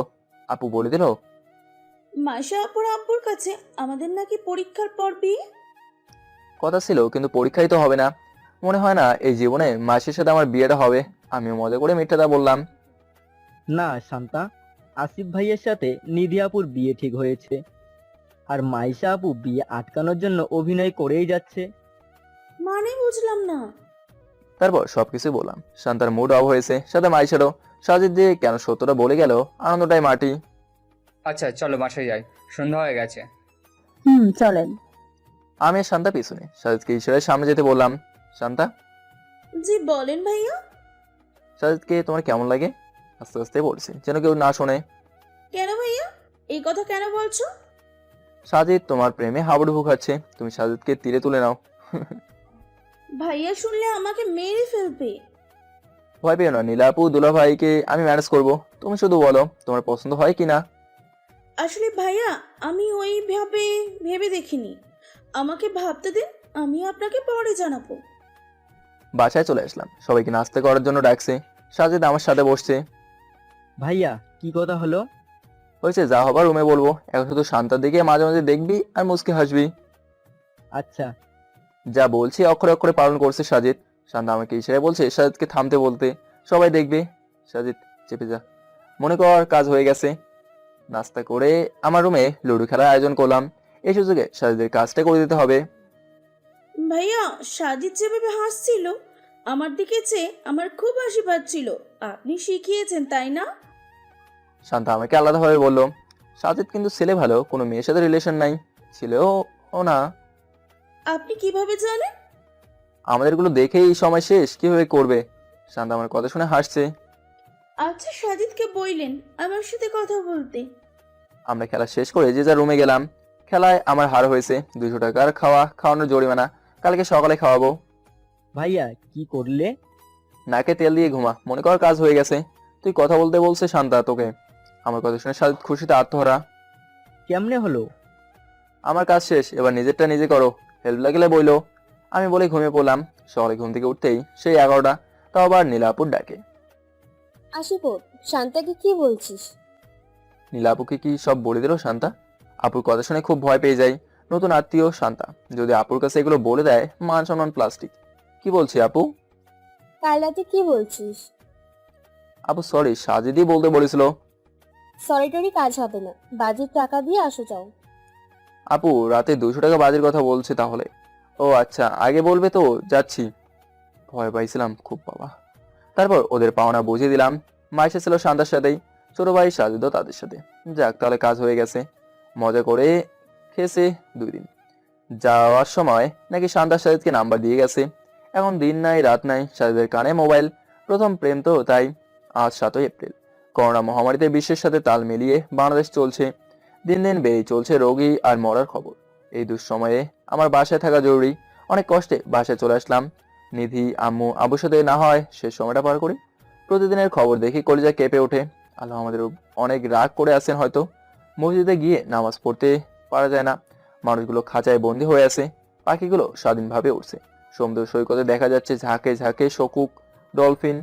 প্রকৃতি আজ নিজের গতিতে চলছে। থমকে গেছে সারা বিশ্ব। লকডাউন করা হয়েছে আমাদের এলাকায়। একটু পরপর পুলিশ আসছে, রাস্তায় দেখলেই বাড়ি। কিন্তু এলাকার লোকজন কাজ ছাড়াই চায়ের দোকানে আড্ডা দিচ্ছে। পোলাপাইনগুলো একসাথে খেলতে যাচ্ছে। সচেতন হচ্ছে না কেউই। মাঝে মাঝে সরকারকে গালি দিচ্ছে, কিন্তু নিজেদের ভুলগুলো চোখে পড়ছে না। হতে পারে আমাদের কারণে আমার পরিবার ধ্বংসের মুখে। বাসা থেকে বের হচ্ছে না কেউ। নিধির সাথে সময় কাটাতে ভালোই লাগছে। আব্বু আম্মু বলছিল বিয়েটা করে নেই, কিন্তু আমি মানুষের এই বিপদে আনন্দের সাগরে ভাসতে চাই না। আল্লাহ আমাদের রহমত করুন, পরে না হয় বিয়েটা করবো। নীলাপুর বাচ্চা হবে, হাসপাতালে নেওয়া হয়েছে আপুকে। আমি তো গ্রামে, আপুর এমন বিপদের দিনে পাশে থাকতেই হবে। তাছাড়া আমি আজ মামা হওয়ার আনন্দ উপভোগ করব। বাবা মা ও নিধির কাছে বিদায় নিয়ে চললাম ঢাকার উদ্দেশ্যে। আজ 1 বছর পর লকডাউনের অবস্থা শীতে হয়েছে। মানুষের কর্মব্যস্ততা বাড়ছে, স্কুল কলেজ সব খোলার আদেশ দিয়েছে। আর 10 দিন পরেই আমার এসএসসি পরীক্ষা হবে। তো এমনিতে ঢাকা যাওয়া জরুরি। ঢাকা যেতাম আরো 2 দিন পর, কিন্তু নীলাপুর হাসপাতালের কথা শুনে আজই চলে যাচ্ছি। বাসে বসে আছি, গাড়ি চলছে তার গন্তব্যে। চলতে চলতে এই 1 বছরের দিনগুলো কেমন ছিল সংক্ষিপ্ত আকারে বলছি। দেশের চলমান করোনা ভাইরাসের প্রকোপে দেশ লকডাউন করে দেওয়া হয়। আমার পরীক্ষা স্থগিত হয়ে যায়। অনেক কষ্ট করে বাড়িতে ফিরি। আব্বু আম্মু আর নিধির সাথে থেকে সময়টা ভালোই কেটে যাবে। তাই নিধির সাথে আমার কেমন সম্পর্ক আপনারা সবাই জানেন। আর যারা নতুন, তারা বাড়িতে আসার পর আব্বু আম্মু চাচা নিধির সাথে বিয়ে দিয়ে দিতে চেয়েছিল, কিন্তু আমি বলেছিলাম দেশে এই ক্লান্তি লগ্নে আমি বিয়ে করতে পারবো না। নিধিও একমত ছিল আমার সাথে, নয়তো বিয়ে হয়ে যেত। যে বিয়েতে আনন্দ হবে না, লোকজন আসবে না, এমন বিয়ে করতে চাইনি। নয়তো নিধিকে পাওয়ার আকাঙ্ক্ষা ছিল আমার। দেশে চলমান লকডাউনে অচল হয়ে পড়ছিল সবকিছু। দুর্যোগে পর্যায়ে খেটে খাওয়া মানুষগুলো খেয়ে না খেয়ে জীবন কোনো রকম বাঁচাতে থাকে। কেউ কেউ খাদ্যের অভাবে ফাঁসি দিয়েও মারা যায়। আবার অন্যদিকে সরকারের দেওয়া ত্রাণ চুরি করে নেয় এমপি, মন্ত্রী, চেয়ারম্যান, মেম্বার, ছাত্রলীগ, মৎস্যলীগ আর নানা পদের নেতা নেত্রীগণ। ওরা নিজেরা তো কিছু দেয়ই নাই, অন্যদিকে গরিবদের মুখের খাবারও কিনে নেয়। সরকার আক্ষেপ করে বলেছিলেন আমি কাফনের কাপড় দান করলেও কিছু কিছু নেতা সেগুলো নিয়ে পাঞ্জাবি বানিয়ে পড়তো। সেনাবাহিনী, পুলিশ আংশিক ধরতে সক্ষম হলেও বেশিরভাগই সমাজে সাধু বেশি ঘুরে বেড়ায়। তবে এদেশের সমাজসেবী বিভিন্ন সংস্থা দানবের পাশে এসে দাঁড়ায় কোটি মানুষগুলো বাঁচার আশা ফিরে পায়। অন্যদিকে সরকার প্রথমে ভুল করলেও পরবর্তীতে সেনাবাহিনী, পুলিশের মাধ্যমে খাবার পাঠায় হত দরিদ্রদের। সবচেয়ে মজার ব্যাপার হলো যে নেতাগুলো মানুষের বাড়ি বাড়ি এসে ভোট ভিক্ষা চেয়ে নির্বাচিত হয়েছে, মানুষের বিপদে পাশে থাকবে প্রতিশ্রুতি দিয়েছিল, তারা আজ কোথায় কেউ জানে না। আমি সারাদিন বাসায় থাকতাম, সাধ্যমতো অনুদান দিয়েছিলাম। বাসায় সময় কাটানোর জন্য নিধির সাথে ঝগড়া, মাঝে মাঝে লুডো খেলা, নিধিকে নিয়ে গল্প লেখা, পারক পাটিকাদের সাথে কথা বলা, মাইশা আর নীলাপুর সাথে কথা বলে সময় কাটাতাম। মাঝে মাঝে রান্না শিখে রান্না করে খাওয়াইতাম। এভাবেই কেটে যায় সময়। মাঝে মাঝে খবর পাই করোনা ভাইরাসের ভ্যাকসিন তৈরি হয়ে গেছে, কিন্তু পরে শুনি সেগুলো কোনো কাজেই আসে নাই। দীর্ঘ 11 মাস পর চেষ্টা আর আল্লাহর কাছে তওবা সচেতন থেকে একদিন শুনতে পাই ভ্যাকসিন কাজ করছে। চুপসে যাওয়া মুখগুলো হাসিতে ভরে গেছে। 1 মাসের মধ্যে দেশ স্বাভাবিক হতে শুরু করছে। শিক্ষামন্ত্রী পরীক্ষার সময়সূচি দিয়েছে। এই 11 মাস বাসায় ছিলাম, ঢাকায়ও যাওয়া হয় নাই। পরীক্ষার 10 দিন আগে আপুর বাচ্চা হওয়ার খবর, 2 দিন পর যাওয়ার কথা থাকলেও আজ চলছি। খবর নিয়ে সোজা হাসপাতালে চলে গেলাম। সেখানে গিয়ে অনেককেই দেখছি দীর্ঘ 11 মাস পর দেখা। সেখানে মামা, মামি, দুলাভাই, আপুর শাশুড়ি, মাইশা, সাজিদ আর শান্তা দুজন এক পাশে। সবাই খুব চিন্তিত থাকলেও ওদের মুখে 2 রাজ্যের হাসি। আমাকে দেখে মাইশা এগিয়ে আসলো। কি রে আসিফ, কি খবর? আসতে সমস্যা হয়নি তো? ভালো, আপু কেমন আছে? আপুকে তো অপারেশনের জন্য না হয়েছে কিছুক্ষণ আগেই। ও আচ্ছা। মামা মামিদের কাছে চলে আসলাম। মামা মামির খবর নিয়ে দুলাভাইয়ের কাছে গেলাম। কেমন আছেন দুলাভাই? এই তো। চিন্তা করেন না, আল্লাহর রহমতে আপু ও বাচ্চা ভালো থাকবে। তাই যেন হয়। সাজিদার শান্তার সাথে কথা হলো, ওরা অনেক উচ্চরিত, একজন মামা হবে আরেকজন ফুপি, নাম ধাম সবকিছু ঠিক করে রেখেছে। ওদের খুশিটা যেন থাকে এমনটা আমাদের সবারই চাওয়া। আমি গিয়ে একটা বেঞ্চে বসলাম। শরীরটা খুব ক্লান্ত লাগছিল। মাইশাও পাশে এসে বসলো। কি রে, খারাপ লাগছে? একটু ক্লান্ত লাগছে আর কি। এই নে পানি খা, ক্লান্তি কিছুটা দূর হবে। মাইশা একটা পানির বোতল এগিয়ে দিয়ে আমি পানি খেয়ে গায়ে লিয়ে বসেছি। এমন সময় বাচ্চার কান্নার আওয়াজ শুনতে পেলাম। ডাক্তার বেরিয়ে এসেছে, সবাই ঘিরে আছে। ডাক্তার সবাইকে খুশির খবরই দিল, আপুর মেয়ে হয়েছে। মুহূর্তে ক্লান্তি চলে গেল। সাজিদার সন্তান নাচানাচি কে দেখে, ওরা সবার আগেই বেবি দেখতে ছুটলো। সবাই বেবি দেখলো, আমিও গেলাম। আপু আমাকে দেখে হাসি দিয়ে বলল, আশিক তুই আজ, তোর তো পরশু আসার কথা ছিল। আপু সকালে শুনতে পাই তোমার ব্যথা উঠেছে, হাসপাতাল আনা হয়েছে, তাই তোমাকে দেখার জন্য আজই চলে আসলাম। আর মামা হওয়ার আনন্দটা সামনে থেকে উপভোগ করলাম। নার্স এসে আমাদের সবাইকে বের করে দিল। মা ও মেয়ের রেস্ট দরকার। আমাকে মামা বাসায় পাঠিয়ে দিলেন। আমি, সাজিদ, মাইশা বাসায় চলে আসলাম। বাসায় এসে ফ্রেশ হয়ে খাওয়া দাওয়া করে বিশ্রাম নিচ্ছিলাম। নিধিকে খুশির খবরটা দেওয়া হয়নি। নিধিকে কল দিলাম। হ্যালো ভাইয়া, আপুর কি খবর? নিধি এখনো ভাইয়া ভাইয়া করে ডাকে। আলহামদুলিল্লাহ ভালো। তোকে খবরটা দেওয়ার জন্যই ফোন দিছি। আপুর মেয়ে বেবি হয়েছে, বাসায় সবাইকে বলেছিস? তাই নাকি? কার মতো হয়েছে?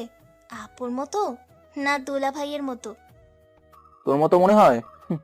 সত্যি? আনন্দে মনে হয় লাফালাফি করতেছে। ঘুমাবো, পরে কথা হবে, রাখি। ফোন রেখে চোখ বন্ধ করে ঘুমানোর চেষ্টা করছি। ঘুমের মধ্যে সাজিদের ফোনে কথা বলা শুনতে পাচ্ছি। মনে হয় কার সাথে ঝগড়া লাগছে। সাজিদ বলছিল, আমি যেই নাম ঠিক করেছি ওই নামেই থাকবে, কারো কথা শুনছি না। তোমার নাম থাকবে মানে? ওকে, তোমারটা সাইড নেম। তুমি ফুপি হয়েছো তো কি হয়েছে? আমি তো মামা, আর মামার প্রধানই থাকবে। বুঝতে পারছি শান্তার সাথেই চলছে ঝগড়া। হাসপাতাল থেকে এ নিয়ে কথা হচ্ছে। কখন ঘুমিয়ে গেছে বলতে পারবো না। সন্ধ্যার দিকে মাইশা ডেকে তুললো। কে ডাকিস কেন? আব্বু ডাকে তোরে। মাইশার আব্বু মানে আমার শ্বশুর, এমনটাই ভেবে রেখেছে মাইশার আব্বু। কি বলিস, কেন? এতদিন পড়াশোনা কি দেখা করিসনি, তাই তোকে ডেকে নিয়ে দেখা করতে। দাঁড়া ফ্রেশ হয়ে আসি। ফ্রেশ হয়ে মাইশাদের বাসায় গেলাম। আঙ্কেল খবর দেখছিলেন। আসসালামু আলাইকুম আঙ্কেল, কেমন আছেন? আরে আসিফ বাবাজি বসো। এখন ভালো আছি। তুমি ঢাকায় আসছো, দেখা করনি কেন? আঙ্কেল খুব ক্লান্ত ছিলাম, তাই ঘুমিয়ে পড়েছিলাম। আমি না ডাকলে তো আসতেই না। কি বলেন আঙ্কেল, আমি আসার জন্য রেডি হচ্ছিলাম, এমন সময় মাইশা বলল। মাইশার দিকে তাকিয়ে দেখে রাগি লোক। আচ্ছা ঠিক আছে, রাতে একসাথে খাবো। জি আঙ্কেল, এখন যাই, হাসপাতাল যাব আবুকে দেখার জন্য। আঙ্কেলের থেকে বিদায় নিয়ে চলে আসলাম। বাসায় এসে দেখি মামা মামি সবাই বাসাতে চলে আসছে। মাইশা ওনাকে দেখতে যাবে আমার সাথে। মামি আমাদেরকে একটা খাবারের বক্স দিয়ে পাঠালেন।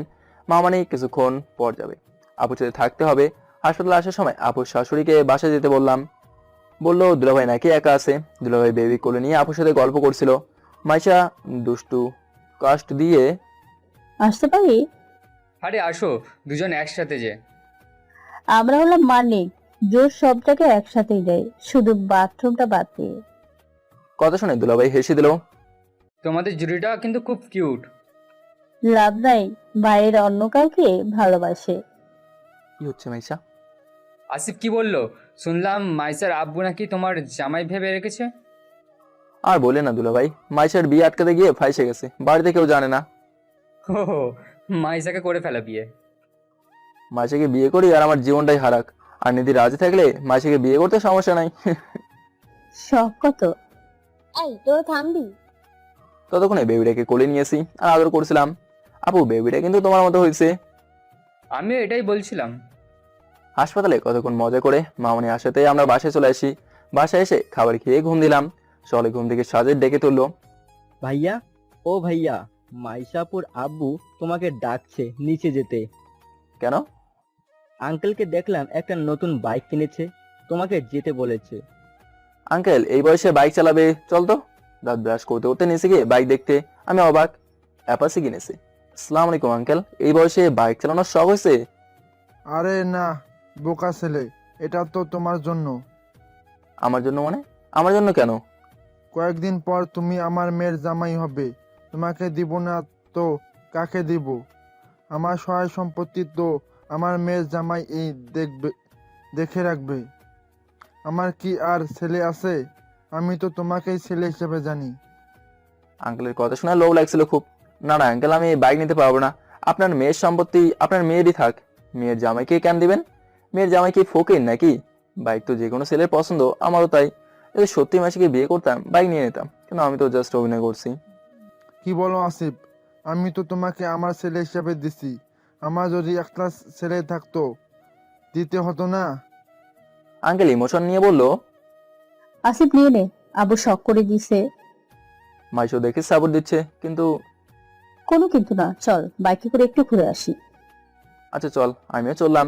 মাইশা আমার পেছনে, আমি বাইক চালাচ্ছি আর মাইশাকে বলছি, মাইশা তোর আব্বুকে মনে হয় সব বলে দেওয়া উচিত। না না, কি বলিস? তাহলে আব্বু অনেক কষ্ট পাবে, আর তোকে আব্বু নিজের ছেলের মতো দেখে তো। মাইশা দেখ, তোর জন্য কিন্তু আমি ফাইসে গেছি। তুই কিন্তু জানোস আমি কাকে ভালোবাসি আর আমাদের ভালোবাসা কত দূর।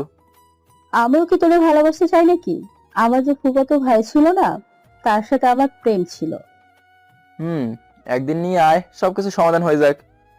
ফুপু জোর করে বিয়ে করিয়ে দিয়েছে, এখন আমার প্রেম নেই। মাইশা দেখ, আমার মনে হচ্ছে এটা অনেক দূর গড়াবে। আমি চাই না তোর আব্বুর চোখে খারাপ হয়ে যায়। তাই তো বলছি অভিনয় করে যা। আব্বু কিছু দিলে না করিস না, আব্বু অনেক কষ্ট পাইবো। চিপায় পড়ছি। তোর আব্বু যদি আমার পরিবার পর্যন্ত একবার যেতে পারে আর আমার আব্বু আম্মু যদি জানে, আমি খতম। আব্বু এত দূরে যেতে পারবে না, আমি দেখে নিব। তাই যেন হয়। নতুন বাইক নিয়ে আপুর কাছে চলে গেলাম। হাসপাতালে আপুও দেখা হলো আর বাইকের খবরও বলা হলো। আপু বেবি নিয়ে শুয়েছিল, পাশে সান্দা বসে মোবাইল টিপছে। আমাদের দেখে আপু উঠে বসলো। কিরে ভাই, কেমন আছিস? এত সকাল সকাল চলে এলি? আপু ভালো, তোমাকে দেখতে আসছি আর একটা খবর নিতে আসছি। কি খবর? মাইশার আব্বু আমাকে যৌতুক হিসেবে বিয়ের আগে বাইক গিফট করছে, অ্যাপসি। ওই কি যাটা বলছিস? আব্বুকে বলছিল শুনিস নাই? ভালোবেসেছি তোরে, একটা ছেলে থাকলে ছেলেকে দেওয়া লাগতো, আর তোকে ছেলের মতোই ভালোবাসে, তাই দিছে কাঁথা। হ্যাঁ, যেভাবে দিছে দিছে তো। এটা তো খুব ভালো খবর। মিষ্টি কোথায় দে? কি বলো আপু, এটা ভালো খবর। দিন দিন আমাকে মেয়ের জামাই বানায় ফেলতেছে, আর মিষ্টি আনি নাই। পকেটে চকলেট আছে, নাও খাও। আপুকে চকলেট দিলাম। আপু চকলেট খাচ্ছে আর মাইশের মতো অভিনয় চালিয়ে নিতে বলছে। আপু সব দেখবে। আপু যেহেতু বলছে ভয় নাই, আর এবার দেখবো আঙ্কেল কত দিতে পারে। হাসপাতাল থেকে বাসায় আসলাম। বাইকটা পার্ক করে মাইশাকে নিয়ে মাইশার আব্বুর কাছে। আঙ্কেল, বাইক আমার খুব পছন্দ হয়েছে, ধন্যবাদ আঙ্কেল। ঠিক আছে ঠিক আছে। আঙ্কেলের মুখে হাসি ফুটে উঠছে। মাইশা তার রুমে গেছে। আঙ্কেল, একটা জিনিস ভেবে দেখলাম, বিয়ের পর ভালোবেসে কিছু দিলে নিতে পারবো, এখন নিতে পারবো না কেন? এখানে ভালোবাসাটাই মুখ্য বিষয়। ভেরি গুড, এটাই বলতে চাচ্ছিলাম। আঙ্কেল, আপনার যখন যা দিতে মন চায় না দিয়ে দিন, আমি কিচ্ছু মনে করবো না। আর যেন দরকারে যে কোনো দরকারে ডাকবেন। আচ্ছা ঠিক আছে, শুনে খুশি হলাম। বাসায় চলে আসলাম। সাজিদ বসে আছে বাইকে ঘোরানোর জন্য, আর আমার অভিনয়ের প্রথম পুরস্কার হলো বাইক। ভাইয়া বাইকে করে ঘুরতে যাব। এখন না, বিকেলে যাবো, খুব ক্লান্ত লাগতেছে তো। আচ্ছা ঠিক আছে। পরিচয় খাবার খেয়ে নিধির বিকাশে 1000 টাকা দিয়ে ফোন করলাম। নিধি, কেমন আছিস? ভালো, তুমি? ভালো। টাকা গেছে? কিসের টাকা? আপুর বেবি হয়েছে না, মিষ্টি খাওয়ার জন্য। আর স্পেশালি আমাকে মাইশের আব্বু বাইক গিফট করছে, সেই খুশিতে। বাইক গিফট করছে আর তুমি নিয়ে নিয়েছো? তোমার বাইক লাগলে বড় আপুকে বলতা।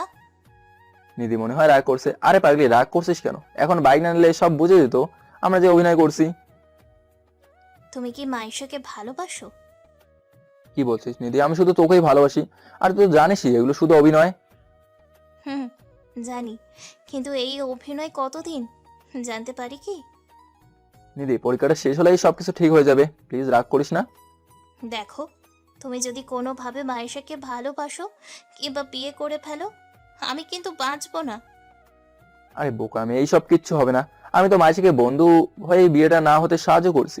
আর মাইশা তো জানেই আমাদের সম্পর্ক। মনে হয় না মাইশা কোনো ভুল করবে, তুই নিশ্চিন্তে থাক। ভালোবাসি তোমাকে। আমি ওরে। নিধির সাথে কথা শেষ করে কিছুক্ষণ পড়ালেখা করে ঘুমিয়ে গেলাম। সকালে মাইশা এসে ডাকাডাকি শুরু করে দিছে। আসিফ, এই আসিফ ও। রে, এত সকালে তুই এখানে কেন? আমি কি আসতে চাইছি নাকি? আব্বু পাঠাইছে তোকে নিয়ে যেতে, সকালে নাস্তা নাকি একসাথে খাবে। আমি পারবো না, তুই যা, ঘুমোতে দে। আসিফ, তোকে যেতেই হবে, আরো একটা কারণ আছে। আমি পারবো না, যত কারণ থাকুক। প্লিজ দোস্ত, আমাকে বাঁচা। তোর কি হয়েছে আবার? ঘুম থেকে উঠি তারপর বলিস এখন যা। ওই, তুই উঠবি না পানি ফেলে দিব? না, উঠবো না। আর তোর আব্বুর সাথে শ্বশুর জামাই খেলতে ভালো লাগছে না। সত্যিটা বলবি না? কাল বাইক দিছে, কোন দিন তোদের সম্পত্তি আমার নামে করে দেয় কে জানে। তোকে সবকিছু দিলেও আমার কষ্ট নাই। প্লিজ উঠ, আমি অপেক্ষা করছি। কি বিরক্তিকর অবস্থা। সকালের ঘুম আমার মন মতো না হলে মাথায় রাগ জমে থাকে। সারাদিন রাগ নিয়ে থাকা লাগে, কি আর করার। মাইশা সেরে যাচ্ছে না, তাই ফ্রেশ হয়ে নাস্তা করার জন্য মাইশাদের বাসায় গেলাম। নাস্তার টেবিলে বসে আছি, আঙ্কেল আসলো, সালাম করে খাওয়া শুরু করলাম। খাওয়ার এক পর্যায়ে, আসিফ, তুমি নাকি মাইশাকে বিয়ে করবা না? আঙ্কেল এই কথা জানলো কেউ? জি আঙ্কেল। মাইশা আমার কথা শুনে খোঁচা দিতে লাগলো। মুহূর্তে মনে পড়লো সত্য বলে ফেলছি। কি? জি মানে বিয়ে করব, 100 বার করব, তবে আমাকে সময় দিতে হবে, পড়ালেখা শেষ করে তারপর। কিন্তু একজন যে বললো তোমরা আমাকে বোকা বানাচ্ছ। বানিয়েই তো ফেলছি। না না না আব্বু, কি বলো? আমরা বোকা বানাবো কি করে? তুমি না আমাদের বোকা বানিয়ে দাও। বাট নিয়ে আসো, হঠাৎই আসিফকে খেতে ডাকো। আচ্ছা ঠিক আছে, কিন্তু আসিফ, আমি তোমার আব্বুর সাথে দেখা করতে চাই। ওদের আমাদের এখানে আসতে বলো। আঙ্কেল, নাম্বার তো আপনার কাছে ছিল, ফোন করে বলে দিয়েন আমি আসি, একটা কাজ আছে। আমি বলেই চলে আসলাম। বাইরে এসে মাইশাকে ফোন দিলাম দেখা করতে। মাইশাও চলে এসেছে 2 মিনিটে। মাইশা, কি তামাশা শুরু করছোস? কি তামাশা? দেখ মাইশা, নিধি না থাকতো আমি তোকে চোখ বন্ধ করে বিয়ে করে ফেলতাম। আর তুই তো আমাকে বিয়ে করার জন্য না, বিয়ে ভাঙার জন্য ব্যবহার করছোস। আজ আঙ্কেল আমার আব্বুর সাথে দেখা করতে বলেছে। কোনদিন জোর করে তোর সাথে বিয়ে দিয়ে দেয়? তার থেকে ভালো আয় আমরা সত্যিটা বলে দেই। খোদার কসম, আমাকে জাস্ট মেরে ফেলবে। আব্বু ধোঁকাবাজি একদমই পছন্দ করে না। মাইশা, আর কিছুদিন সময় দিলাম, কিছু একটা কর, আর পারবো না আমি। ওকে, ধন্যবাদ। পরীক্ষা প্রায় চলে এসেছে, উড়াধুরা পড়ালেখা চলছে, তার উপর মাইশার আব্বুকে হ্যান্ডেল করা। মামাকে দিয়ে আব্বুর কাজ চালাচ্ছি, দেখা করানো তো সম্ভব না। এ নিয়ে নানা প্রশ্ন। এক এক করে পরীক্ষা শেষ, এখন মাইশার আব্বু বিয়ের জন্য জোর দিচ্ছে। আজও মাইশার বাড়িতে যেতে হচ্ছে, শুধু আমি না, মামা, মামি, নীলা আপু সবাইকে খাওয়া দাওয়া আর আড্ডা দিচ্ছি। অবাক করে দিয়ে কাজী সাহেবের আগমন। ব্যাপার কি, কাজী সাহেব কেন এখানে? তাহলে কি বিয়ে দিয়ে কিছু নাকি? মাইশা আব্বুর বন্ধু। আমি কিছুটা ভয় পেয়ে মাইশাকে বললাম, মাইশা কিছু তো বুঝতে পারছি না, কাজী সাহেব কেন এখানে? কারো বিয়ে দিয়ে নাকি? আমিও কিছু জানি না, সকালে ঘুম থেকে উঠে দেখি এত কিছুর আয়োজন। আমার কিন্তু খুব ভয় করতেছে। আঙ্কেল, তোরা আমার বিয়ে দিতে চাচ্ছে না তো? কি বলিস? আমাদের বিয়ে হলে আমাকে বলবে না? হতে পারে না, আমাকে জানায়নি আর তোকেও জানায়নি। হতে পারে, তবে এমন হলে আমার কোনো সমস্যা নেই। ওই চর দিমু কিন্তু, মজা করস। ওইদিকে নিধি আমার অপেক্ষায়, এদিকে তোর আর তোর বাপের যন্ত্রণা। কেন যে নিধিকে ভালোবাসতে গেলি একবার ভেবে দেখ। কোনো বাবা তার মেয়ের ভালোবাসার এত সহজে মেনে নেয় না, আমাদেরটা নিয়েছে। আমাদেরটা মানে? আর তুই কি বলতে চাচ্ছিস? শোন, নিধিকে আমি ভালোবাসি সে ছোট থেকে, আর তুই তো আমার বেস্ট ফ্রেন্ড, তাই হেল্প করতে গিয়ে ফাঁসে গেছি। আর শোন আঙ্কেল, উল্টাপাল্টা কিছু করলে আমি সব সত্যি বলে দেবো। আগে রাগ করিস কেন? আমি তো মজা করছি। আমি তো নিজের চোখেই দেখছিলাম তুই আর নিধি একে অপরকে কত ভালোবাসিস। তোর বাবাকে এবার থামা। এমনিতেই নিধি রাগ করে আছে, বলছে আমি নাকি তোকে ভালোবাসি। রহিম সাহেব, বরকন্যা কোথায়? বিয়ে দিব কাদের? কাজে ব্যাটার কথা শুনে আমার বুক থরথর করে কাঁপছে। এবার আমি শিওর মাইশের আব্বু নতুন পাগলামি শুরু করে দিয়েছে। এই তো বর কনে, আপনি আসুন, বিয়ের কাজ শুরু করুন। আঙ্কেল আমাদের দুজনকে দেখিয়ে দিল। আঙ্কেল, আমাদের বিয়ে মানে? কেন তোমরা বিয়ে করবা না? বিয়ে তো করবো, কিন্তু হঠাৎ করে প্রিপারেশন নাই, আয়োজন নাই, আর আমার পরিবার বন্ধু বান্ধবকে না জানিয়ে বিয়ে করব? কাউকেই জানাইনি, তাই তো গোপনে আয়োজন ছাড়া শুধু বিয়েটা হয়ে থাকবে। আমি মাইশের দিকে তাকিয়ে বললাম কিছু বলতে, মাইশা আমাকে সামলে নিতে বলছে। আঙ্কেল, এগুলো মনে হয় পাগলামি ছাড়া কিছু না। আমরা তো ভালোই আছি, বিয়ে নিয়ে মাথা না মেয়ে পড়ালেখা নিয়ে ভাবা উচিত। শুনো বাবা, তোমাদের মতো তো আর এত কিছু বুঝি না, তবে মা মরা মেয়ে আমার শরীরের অবস্থা বেশি ভালো না, কখন যে আমাকেও চলে যেতে হয়, তাই আমি বেঁচে থাকতে মাইশাকে তোমার হাতে তুলে দিয়ে যেতে চাই। আঙ্কেলের কথা শুনে ইমোশনাল হয়ে গেছি। আমাদের উচিত হয়নি এত বড় বিষয় নিয়ে অভিনয়টা করা। কিছুদিন আগেও আঙ্কেল স্ট্রোক করে, আমি তখন বাসায় ছিলাম। মাইশা থেকে শুনেছি ভাগ্য গুণে ফিরে পেয়েছে তার বাবাকে, কিন্তু এখন আমি কি করব? বিয়েতে তো হ্যাঁ করাও যাবে না, কারণ নিধির আর আমার ভালোবাসা কিন্তু এমনি এমনি হয় নাই। নিধি তার বিয়ের আসর থেকে চলে এসেছিল, আমি নিজেকে শেষ করে দিতে চেয়েছিলাম। এত কিছুর পর আমাদের ভালোবাসা পরিবার মেনে নেয়, কিন্তু এখন আমি কি করব? এখানে মাইশের আব্বুর সাথে অভিনয় করা শুধুই মাইশের প্ল্যান। আমি বন্ধু হিসেবে মাইশের বিয়ে আটকাতে এই হেল্পটা করছি। মাইশা করুণ চোখে তাকিয়ে বলছে, আসি প্লিজ, আব্বুকে কিছু বলিস না। অন্য কিছুতে বিয়ে আটকা, আব্বু রাগ কিংবা কষ্ট পেলে যা কিছু হয়ে যেতে পারে। মাইশের কানের কাছে ফিসফিস করে, এখন আমার কি করা উচিত? আঙ্কেল, আপনার সাথে কিছু কথা আছে পার্সোনাল। কথা পরে শোনা যাবে, আগে বিয়ের কাজ শেষ হোক। কিন্তু আঙ্কেল, বিয়ের আগে কিছু কথা বলা খুব বেশি জরুরি। আচ্ছা চলো। অন্য একটা রুমে গিয়ে আঙ্কেলকে বলছি, আঙ্কেল কথাগুলো আগে মন দিয়ে শুনবেন, তারপর আপনার যা ইচ্ছা তাই করবেন। আচ্ছা বলো।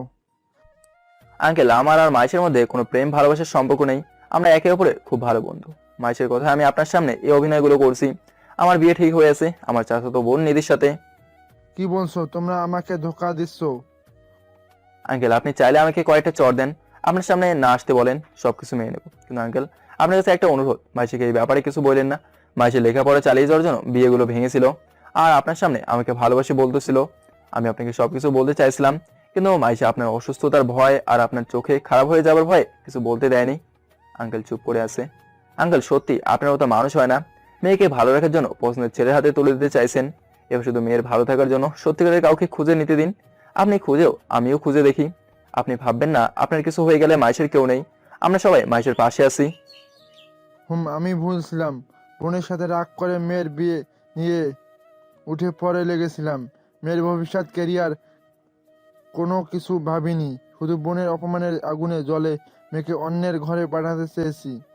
আমি আর মাইশাকে কোনো কিছুতে চাপ দিব না। প্রতিটি মেয়ের নির্দিষ্ট ভালো লাগা আছে, সব কিছুতে বাধ্য দেখানো ঠিক না। তোমার উপর অনেক রাগ হচ্ছে, তোমাকে নিয়ে অনেক স্বপ্ন দেখেছিলাম। Sorry uncle. আঙ্কেলকে বোঝাতে পেরে মাথাটা হালকা হলো মনে হচ্ছে। আঙ্কেল সবার সামনে এসে বলল, আজ বিয়ে হবে না, আমার মেয়েকে আমি আয়োজন করে বিয়ে দিব। এই কথা শুনে মাইশার মুখটা চুপসে গেছে। কে মন খারাপ কেন? তোর আবুকে সবকিছু বুঝিয়ে বলেছি। মাইশা মন খারাপ করে চলে গেল। তাহলে কি মাইশা নিজে আমার সাথে চালাকি করছে? কি ভাবছি? মাইশা তো জানাই আমি নিধিকে ভালোবাসি। সেদিন সবাই বাসায় চলে আসি, আমি অনেক খুশি, নিধিকে সবকিছু জানালাম। নিধি অনেক খুশি, ভয় ছিল নিধি মাইশাকে ভালোবাসি কিনা। পরীক্ষা শেষ, ঠিক করলাম বাড়িতে চলে যাব। রেজাল্ট পেয়ে ঠিক করবো কোথায় ভর্তি হব। কাল বাড়িতে যাবো, ঠিক করে বাড়িতে সবাইকে জানিয়ে দিলাম। বাড়ির সবাই খুশি, সবচেয়ে বেশি খুশি নিধি। মামা, মামি, নীলা, আপু সবাইকে বলেই সিদ্ধান্ত নিয়েছি যাওয়ার আগে মাইশাকে বলে যাবো, তাই মাইশাদের বাসায় চললাম। মাইশা দরজা খুলে কোনো কথা না বলে তার রুমে চলে গেল। ভাবলাম হয়তো আমার চলে যাওয়ার কথা শুনে রাগ করছে, করতেই পারে। সারাদিন একে অপরের পিছে লেগে থাকতাম। মামার বাড়িতে পড়তে এসে সবচেয়ে বড় পাওয়া ছিল মাইশার মতো বন্ধু পাওয়া। মাইশা তার রুমে চলে যাওয়ার পর আঙ্কেলের কাছে গিয়ে বিদায় নিলাম। আঙ্কেল ভালোভাবে বিদায় দিয়েছে আর মাঝে মাঝে দেখা করতে আসতে বলেছে। আমি মাইশার রুমে গিয়ে দেখি মাইশা মন খারাপ করে বসে আছে। রে মাইশা, আমার উপর রেগে আছিস নাকি? মন খারাপ কেন? তুই এখানে কেন এসেছিস? এসেছি আমার পাগলি ফ্রেন্ডটা কেমন আছে দেখতে। আঙ্কেল কোনো কিছু বলে নাই তো? তুই আমাকে দেখতে আসিসনি, বিদায় নিতে আসছস কেন রে? আমি কি খুব প্যারা দেই তোকে? আরে না পাগলি, পরীক্ষা তো শেষ, তাই বাড়ি থেকে ঘুরে আসতে যাচ্ছি। আর সুযোগ পেলে নিদিকে বিয়ে করে নেব। তুই কিন্তু আসিস। আসবো, যা। রে কাঁদিস কেন? এমনিতেই। আমি কাঁদলে তোর কি? তেমন কিছু না, তবে খারাপ লাগে কারণ তুই তো আমার বেস্টু, আমার কলিজা। ওই মিথ্যা বলবি না, আমি তোর কলিজা না। কলিজা হলে আচ্ছা যা, ফোনে তো কথা হবেই। মাইশা, তুই কি আমাকে ভালোবাসিস? তোকে ভালোবাসতে যাবো কেন? তোর জন্য নিধি আবু অপেক্ষা করছে, যা। আচ্ছা যাচ্ছি। পরদিন সকালে ব্যাগপত্র নিয়ে বাড়িপত্র রওনা দিচ্ছি। মাইশাকে আসার পথে দেখিনি, বাসাতে নাই নাকি কোনো ফ্রেন্ডের সাথে দেখা করতে গেছে কে জানে। ফোন করেছিলাম কিন্তু ফোন বন্ধ আসছে। বাসে বসে বসে মাইশাকে আবার ফোন দিচ্ছি কিন্তু বন্ধ। মন খারাপ হয়ে গেল। আর চলে যাব, যেন দেখা করতে আসে নাই। আমার প্রয়োজন তো শেষ, বিপদে পাশে ছিলাম তাই বেস্টু। বিপদ কেটে গেছে, এখন কেউ না। ওই মানে বলছি মাইশা কিন্তু এমন না। বাসায় এসে দেখি বিশাল খাবারের আয়োজন। নিজের বাসায় আসলাম নাকি শ্বশুর বাড়িতে, বুঝতেই সমস্যা হচ্ছে। শ্বশুর তো আমার চাচাই হবে, তাহলে শ্বশুর বাড়ি ধরে নেওয়া যায়। খাবার শেষ করে নিধির সাথে গল্প করছি। নিধি বলছে এই বিয়েটা এবার করে ফেলতে। নিধি নাকি ভয় হয় কোন কার পাল্লায় পড়ে যায়। পরিবারের লোকজনও তাই বলছে। ভালো দিন দেখে বিয়ের আয়োজন শুরু। মাইশা, নীলা আপু, মামা, মামি, আত্মীয় স্বজন সবাই এসেছে। শুরু হতে যাচ্ছে আমার বিবাহিত জীবন।